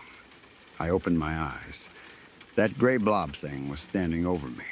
It was bent over, leaning down, and it was about a foot away from my face. I cannot explain the terror of that moment properly. There are kinds of fear that are loud, where you scream or run. This was different. This was the kind of fear that erases everything. The thing I had been trying to avoid had not kept moving through the hallway. It had followed me, or it had known exactly where I went. It was not out there passing by anymore. It was right over me, bending down toward my face, close enough that there was no time to think or move. I do not know how it happened after that. I remember my vision going black.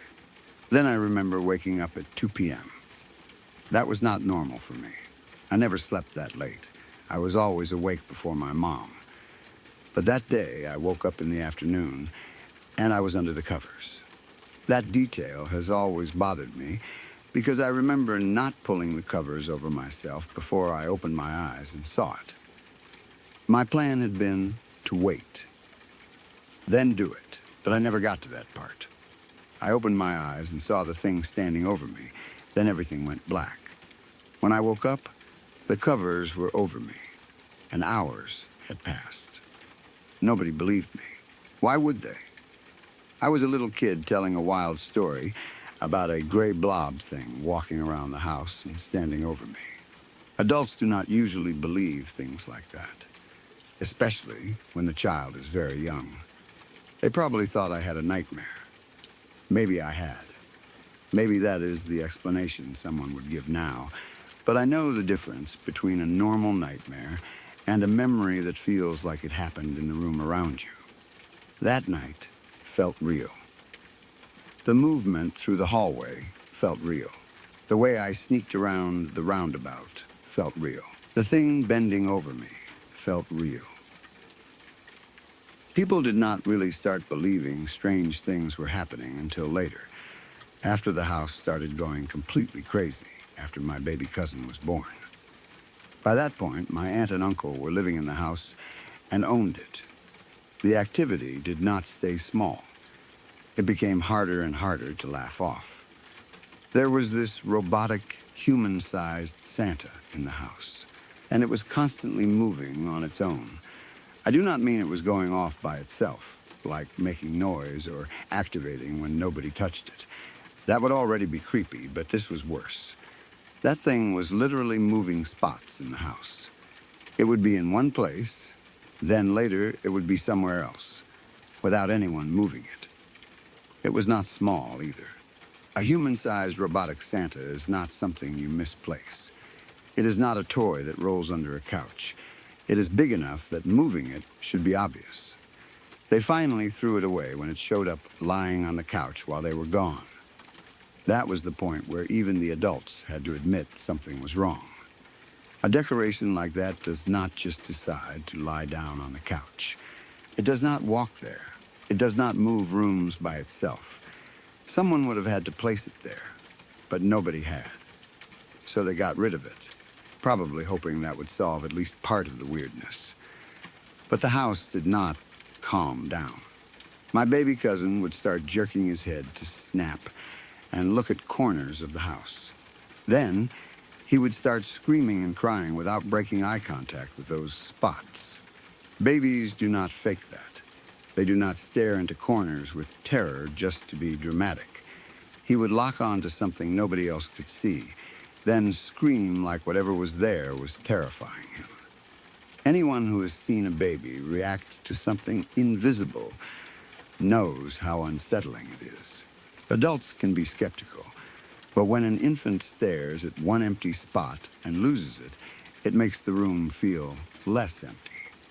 Things kept escalating in that house until the day they sold it and moved out.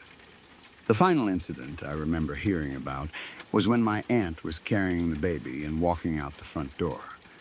She was trying to leave, and as she was going out, the door slammed shut right in her face. Then a broom that had been leaning against the wall next to the door fell. But it did not just fall normally. It lifted and blocked the door in a diagonal shape, like a slash. It would not budge. She could not get out that way.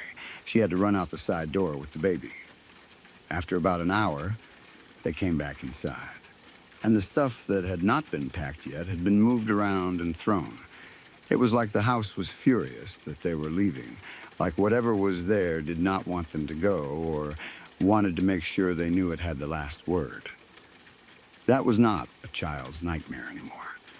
That was adults seeing things move, doors slam, objects block exits, and rooms get disturbed when nobody was inside. There were things that happened before I was even a thought in the world, too. My mother and her siblings had played with an Ouija board in the basement. They asked it questions, and at one point it spelled out fire. Then they heard a loud bang. They all ran outside and saw that a black car across the street was on fire in the driveway. Not just a regular car either, from how they told it. An all-black car. Then, according to them, a man got inside it and drove away while it was on fire. That freaked all of them out badly. I do not think they ever said goodbye on the Ouija board. I know people have different opinions about that kind of thing. Some people think Ouija boards are harmless toys. Some people think they open doors. I do not know what I believe for sure, but in that house, with everything that happened afterward, it is hard not to wonder if something was invited in and never properly sent away. Maybe the house was already bad before that. Maybe the board had nothing to do with it. But the story of the basement and the word fire always felt like part of the larger pattern. Like the house had been strange long before I was old enough to be afraid of my room. Something more minor happened before my mom and I moved out. At that time, we were living in the basement while my aunt and uncle were moving in and buying the house from her.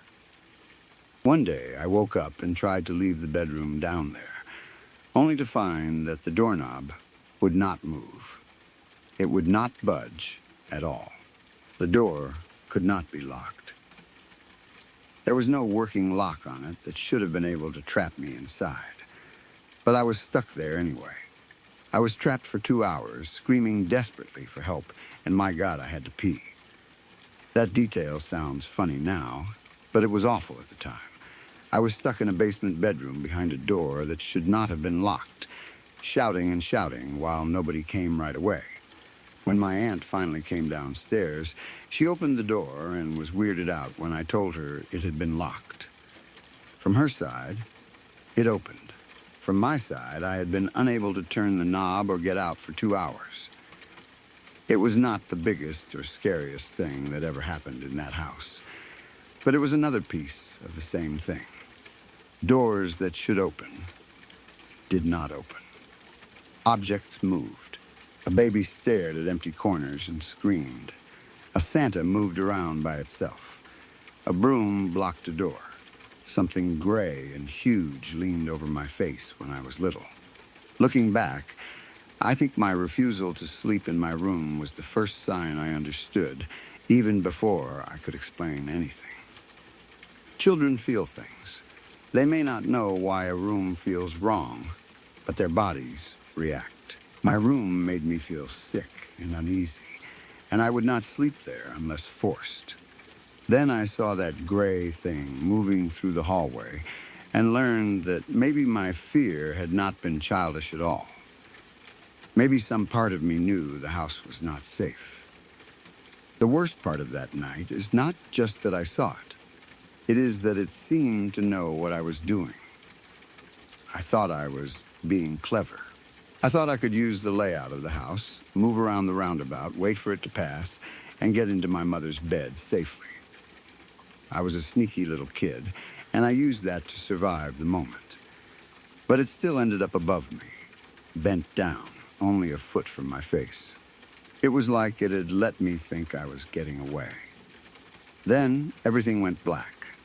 I have no explanation for waking up at 2 p.m. under the covers.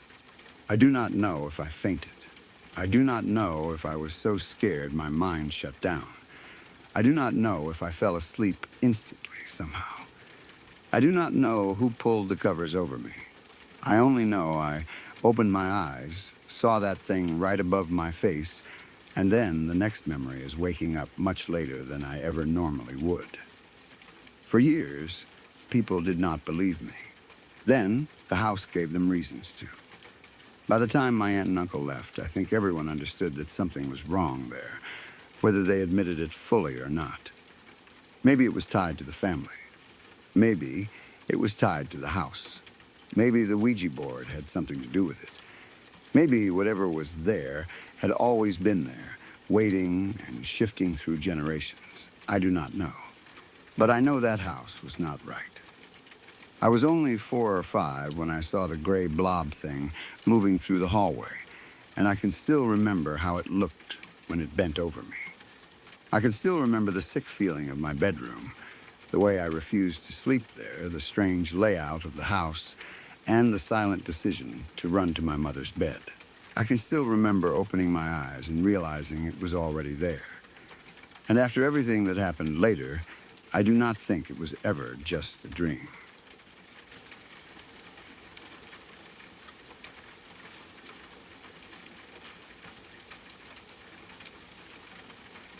When I was 11, I shared a room with my brother. We were living in Germany at the time, in what I remember as these creepy old German army barracks. The whole place already had a strange feeling to it, even before anything specific happened. Military housing can feel cold and practical in a way normal houses do not, but this place had something more than that. It had that heavy, old, lived-in feeling, like too many people had passed through it and left pieces of themselves behind. There were always stories floating around, too, the kind people tell each other about old barracks, old buildings, and strange things seen in hallways at night. As kids, you hear those stories and laugh, but then later, when you are lying in bed in the dark, you remember every word. My brother and I both had bunk beds in our room, and they were positioned directly across from the door that opened into the hallway.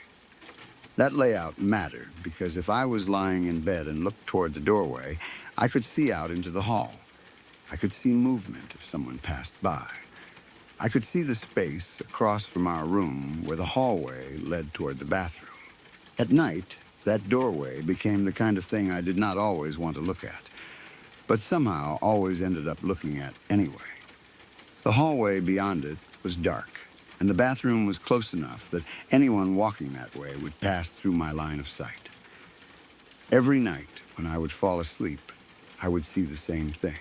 A man in black, with his hood up, would walk slowly across the hallway and into the bathroom. The first time I saw him, it scared me badly. Of course it did. I was 11, lying in bed, and there was a dark figure moving through the hallway outside my room. My first thought was probably that it was someone in the house. Maybe my dad. Maybe my mom. Maybe some person who had a reason to be there. But even then, something about it did not feel right. The figure was always dressed in black. The hood was always up, and the movement was always the same.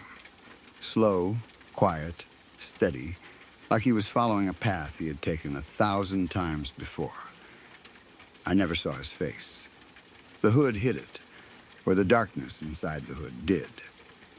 That made it worse in the beginning. A person without a visible face is hard to turn into someone safe. If it had been my dad, I should have recognized him. If it had been my brother, I would have known by the size and movement. But this was not either of them.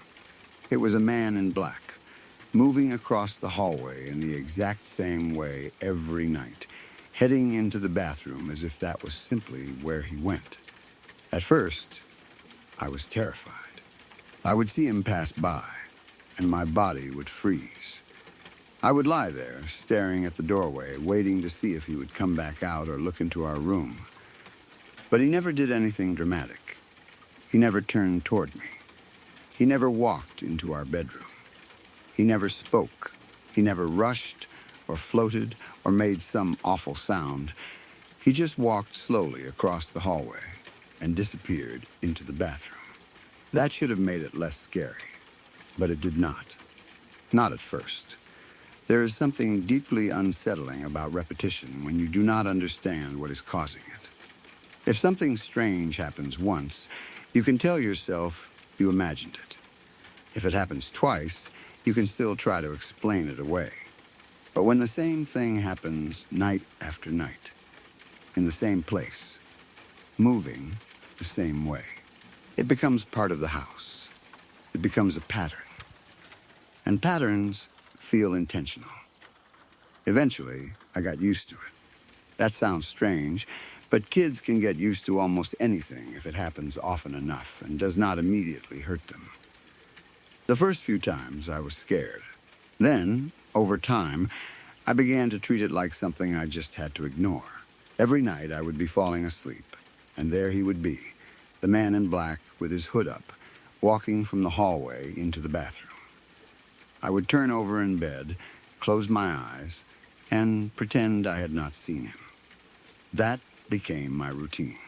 See him, turn away, ignore him, fall asleep. I did not tell anyone. I do not know exactly why I kept it to myself. Maybe I was afraid my parents would tell me I was imagining things. Maybe I was afraid my brother would make fun of me. Maybe I did not want to make it more real by saying it out loud. When you are a kid and something frightening keeps happening, sometimes silence feels safer. If no one else knows, then maybe it is only yours to deal with. Maybe if you do not talk about it, it will not get worse. So I stayed quiet. My brother slept in the same room, in the top bunk, but I never told him. Not once.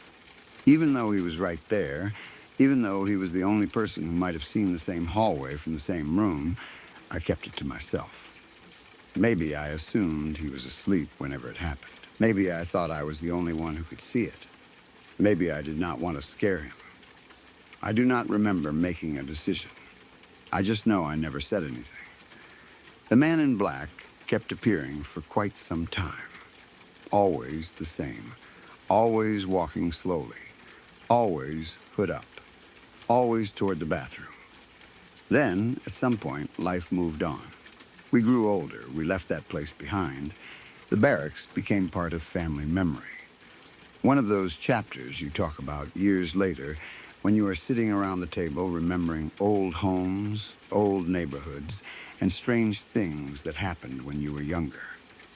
The man in black stayed in my mind, but I think I put him away somewhere.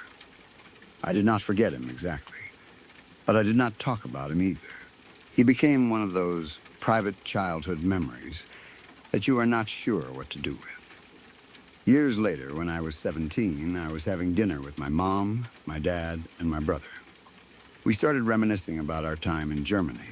We talked about the creepy German army barracks and all the stories we used to hear. It was the kind of conversation families have when enough time has passed that even uncomfortable memories can be brought up like old stories. The place had been strange, and now we were far away from it, so it felt safer to talk about. That was when I finally told them about the man in black. I told them about how, when I was 11, I would see him every night from our room. I explained that he wore black, that his hood was up, and that he walked slowly across the hallway into the bathroom. I said it had happened so often that I eventually got used to it.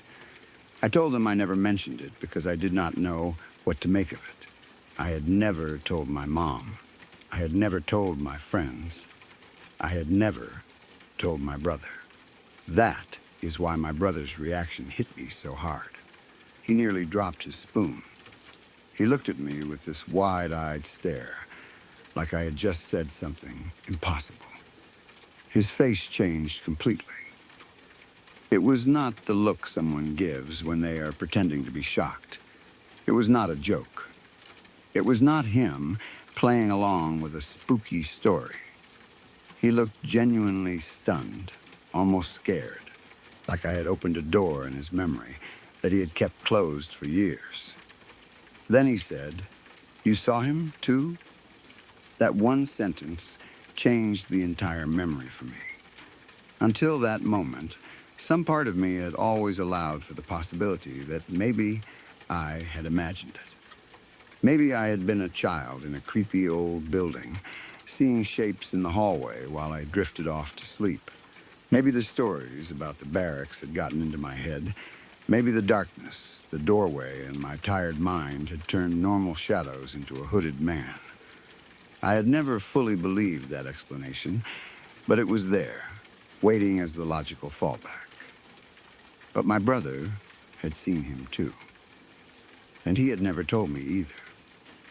That meant we had both been in the same room, night after night, seeing the same figure move across the same hallway toward the same bathroom, and neither of us had known the other one was seeing it. That realization still gives me chills. We were just kids, lying in our bunks, each silently dealing with the same impossible thing, each thinking maybe we were alone in it. He had been right there, above or near me, and I never knew he had seen the man too. My mom and dad both got quiet after that. The mood at the table changed. It was no longer just a creepy story from childhood. It became something else. My parents looked unsettled, especially because there was no way for them to easily dismiss it as one kid's imagination anymore. Both of us remembered the same figure. Both of us had kept it secret. Both of us only discovered years later that the other had seen him. My parents tried to insist we were playing some kind of joke on them, but we were not. And the look in my brother's eyes was all I needed. He was not joking. He was not making it up after hearing my story. He looked too shocked for that. His reaction came too fast, too honestly. He did not laugh and say, "Yeah, I saw that too," like someone trying to join in. He looked like he had just been pulled back into that room, into that bunk bed, into the dark doorway across from us. His words were not casual. They were almost a confession.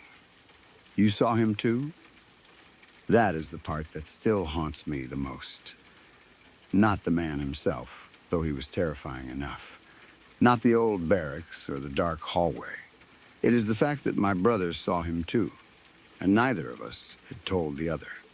Shared experiences are powerful because they take something out of the realm of private fear. When only one person sees something, people can explain it away.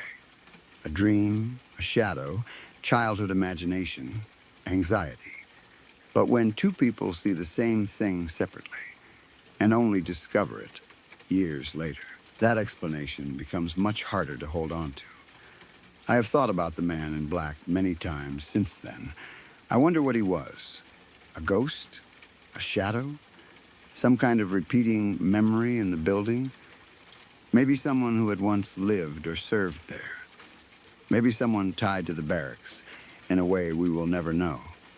Maybe he was not a he at all, just a shape our minds understood as a hooded man, because that was the closest thing we could compare it to.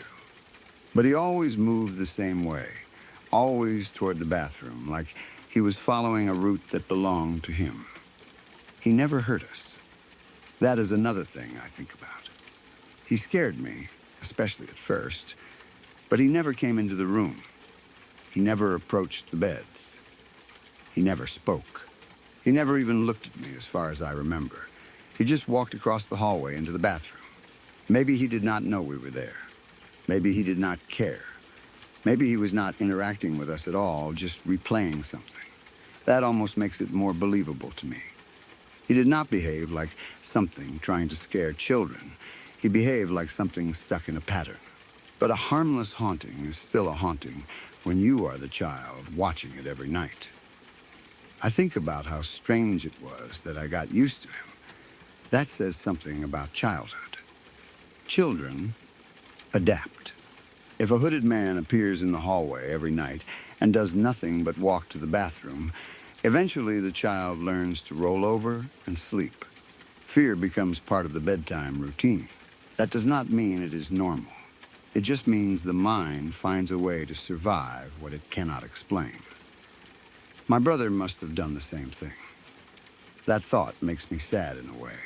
We were both children in the same room, both seeing something strange and both staying silent. Maybe if one of us had spoken up, we could have comforted each other. Maybe we could have told our parents together. maybe we would have been believed sooner. But maybe not. Maybe the adults still would have said it was imagination, old building noises, or stories getting into our heads. Maybe silence felt easier because neither of us wanted to be the one who sounded scared. At dinner years later, though, that silence finally broke. I told the story. My brother reacted. My parents got quiet. And I knew right then that the man in black had not been only mine. He had been real enough for both of us to remember. I still consider it the creepiest thing I have ever seen. Not because he jumped out or attacked us, but because of how ordinary he became. A hooded man in black walking slowly down a hallway should not be something a child gets used to. It should not happen every night. It should not be seen by two brothers who never talk about it until years later. It should not be one of those memories that sits quietly in the back of your mind until a single sentence from someone else proves you were never imagining it. When I was 11, I shared a room with my brother in those old German army barracks. Every night as I was falling asleep, I saw a man in black with his hood up walk slowly across the hallway and into the bathroom. I turned away, closed my eyes, and ignored him until I fell asleep. I never told anyone. Years later, I finally mentioned him during dinner. My brother nearly dropped his spoon, stared at me, and said, "You saw him too?" That was all the proof I ever needed.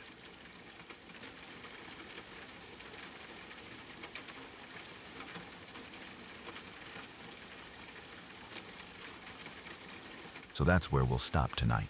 Before you go, remember this. Every story you just heard was real. Real people, real nights, and none of them saw it coming. If that got to you the way it gets to most people, do one thing before you leave. Hit subscribe. I post new stories all the time, and I don't want you to miss them. Take care of yourself. I'll see you next time.